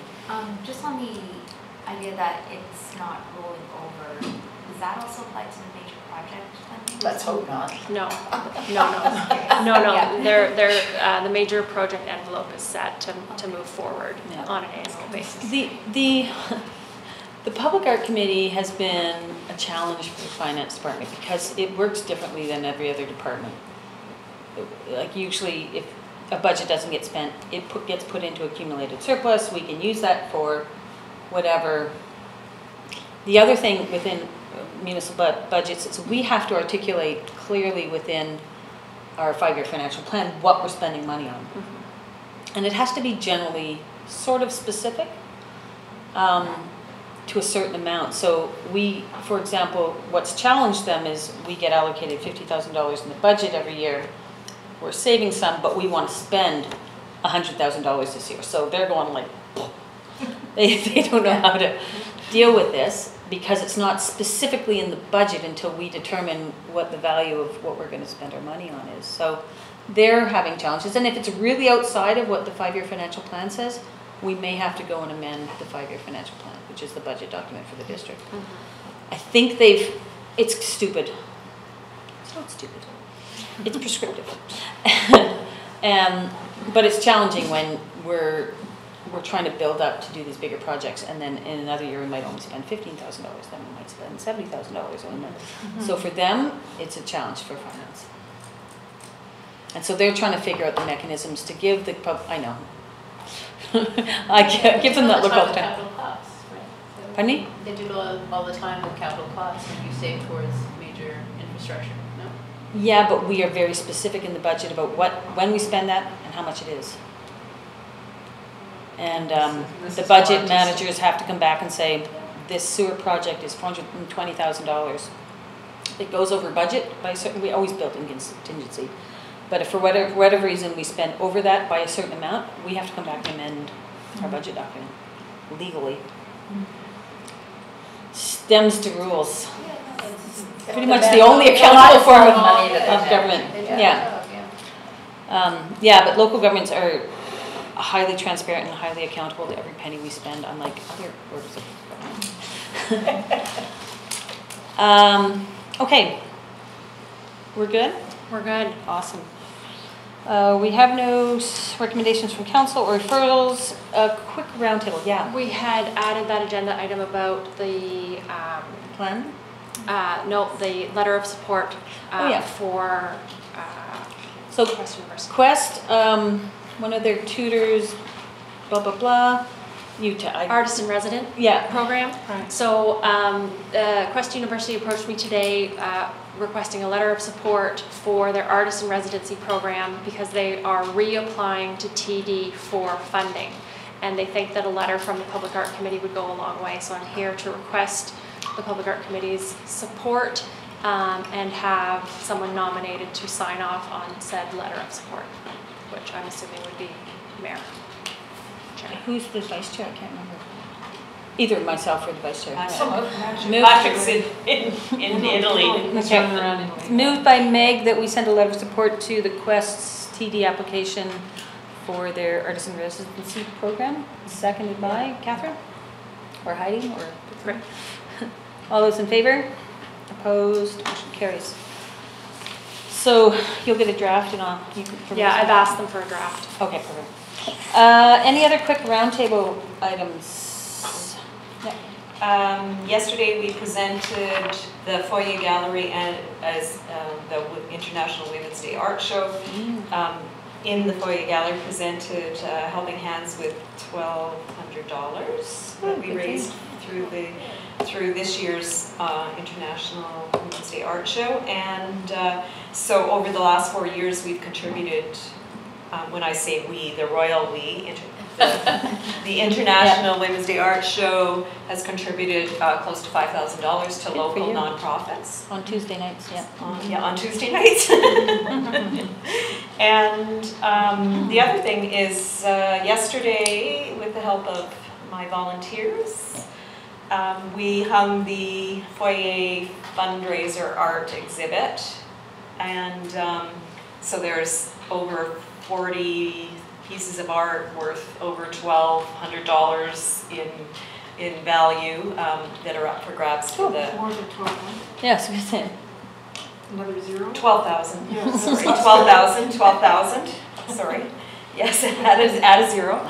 And so the foyer gala, fundraiser gala is May 6th. If anybody's interested in becoming a friend of the foyer, I have forms here. The salesperson, good job. So there's my sales pitch. And check it out, check out the display. And we also have a new artist, Nicole, I can't pronounce her last name, but she's also up there too. Wonderful. Newer artist to Squamish, so. Need a piece from me for that.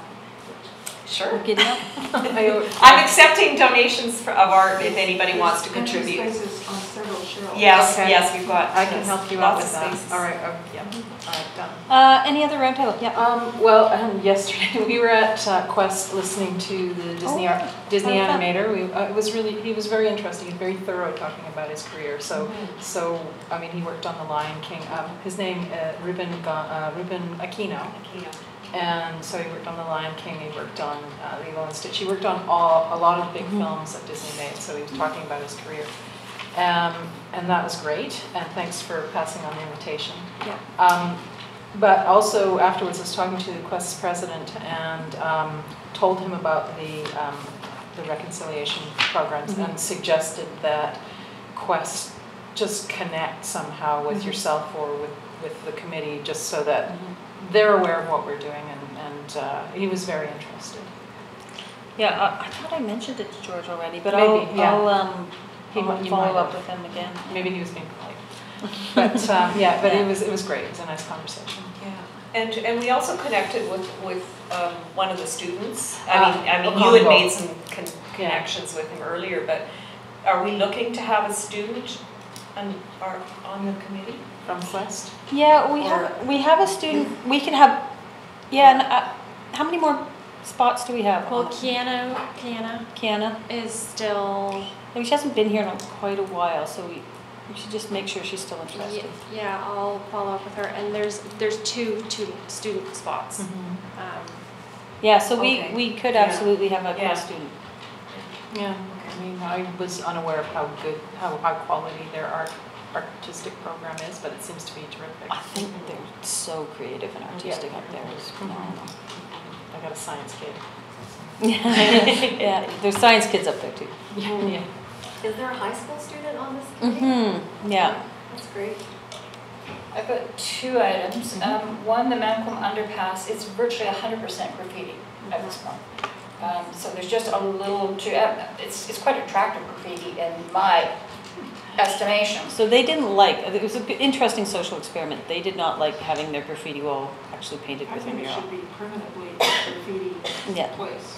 Yeah, sorry, go on, Meg. So just for your consideration, just so that we actually know. Yeah. And I just feel badly for the kids, the artists who actually went in there, because I think in some ways we kind of set them up a little bit for failure, which is too bad. Well, it was Unintentional, it was their, Well, it was their choice to choose, they chose that spot to. Well, I know there was paint a over. recommendation from Safe Routes to School, you know, they wanted to do a mural to try and encourage, make the Their little proposal ones came feel before better. the Safe Routes to School. Did it? Okay, so Yeah. I stand corrected on that. Yeah. Okay.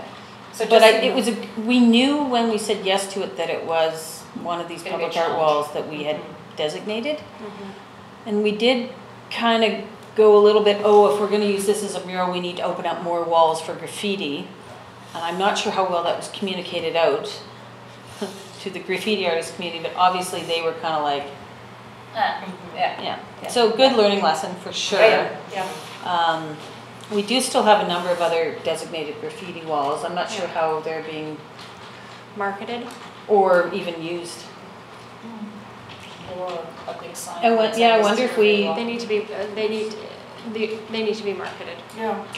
Do we put a sign up there? Public art wall? I think the intention was to put up a sign. Even if we just spray paint with just stenciled letters, public art wall, on the walls, just so So that very we know clear. where they are and that kind of stuff. Yeah. I don't have any information about whether the kids' mural project that we did last summer, has there been any graffiti? Oh, The one near the hospital? Yeah. Not that I've noticed it. Yeah. It still looks great. I haven't heard, but I was just there Yeah. on the weekends. yeah, so that's kind of interesting as well, because that had never had any graffiti on it to start. And then was painted, you know. It's a very, very public space as well. There's a lot of traffic always going by. And it's popular, you know, I think a lot of people love that piece. Actually, yeah, there is one little piece, but it's actually, remember the parking sign? It's a little marker on the parking sign itself, not on the actual. Oh, okay. It's like this. Oh, that's cool. No, we had one more wrap that we were gonna do near the high school. Is that still moving forward? Near the, no, you're not near the high school, near the watershed. Brackenden? Are you talking about that near the Bracknell. Yeah. Yeah, what's going on with that one? Yeah, they're working on it. They're trying to find a window of time to go out and do it.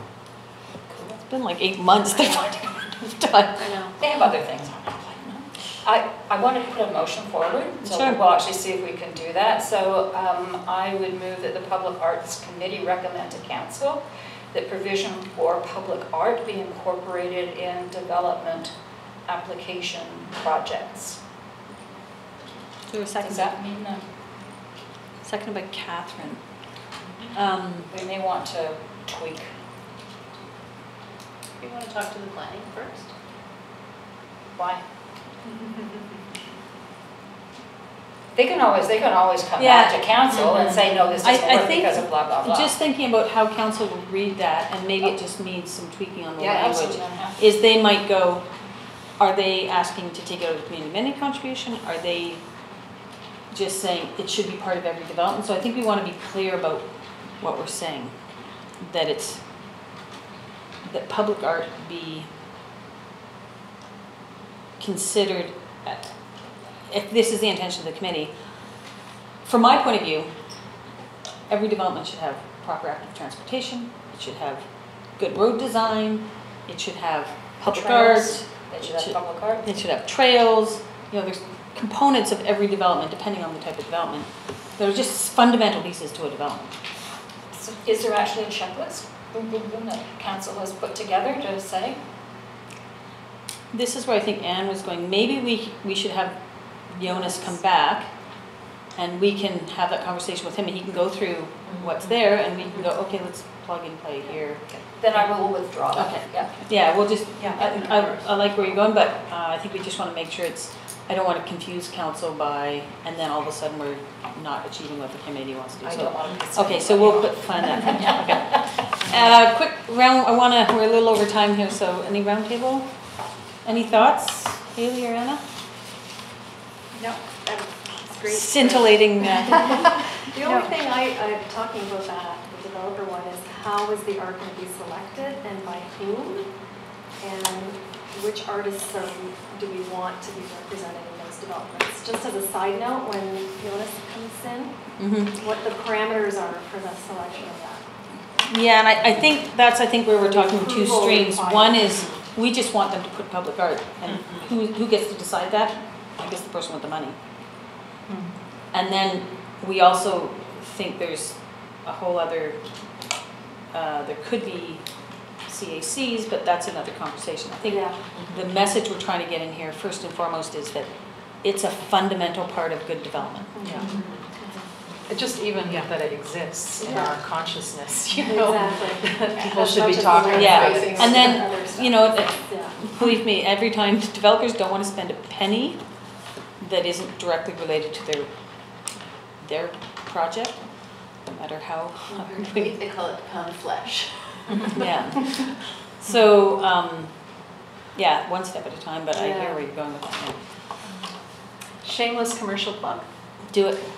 We've been doing our paint nights at Norman Rudy's now since January for groups of up to 54, 55. And we are having our next one on the 12th, which is sold out in 8 hours. And we've been very fortunate on how quickly they've been selling out. And the next one is on this following Monday, the 16th. And we have not sold out yet. So if anyone would like to try us out, please contact me or Toby and we'll set you in the right direction to get a ticket or just come and talk to me. What date is that? Monday? Monday the 16th of April. And Toby is teaching a class on how to paint cherry blossoms. Really nice. If you're not following us, we're on Facebook. Technically, it's an apple blossom. Oh, is it? It's blossoms. It's spring blossoms. I've been committing fraud for the past 3 weeks. No. Cherry blossom. But yeah, it's very pretty. And if you're interested, let me know. Have any questions? I have one card on me, which is terrible. Or we're on Facebook or I think everyone Instagram has each other's emails too. Yes. Yeah. Send me a line if you're interested. Awesome. Thank you for allowing me to join tonight. Thanks for coming. It's great to have someone come in. And I don't know, Devin, do we have all of our positions on the board, on the committee filled? I believe there's some at-large positions, but I'd have to double check. Okay. Let Anna know if she's interested. Thank you. And I can't remember if we had extra people. When is it? Anyway, we'll get to that. Motion to terminate the meeting.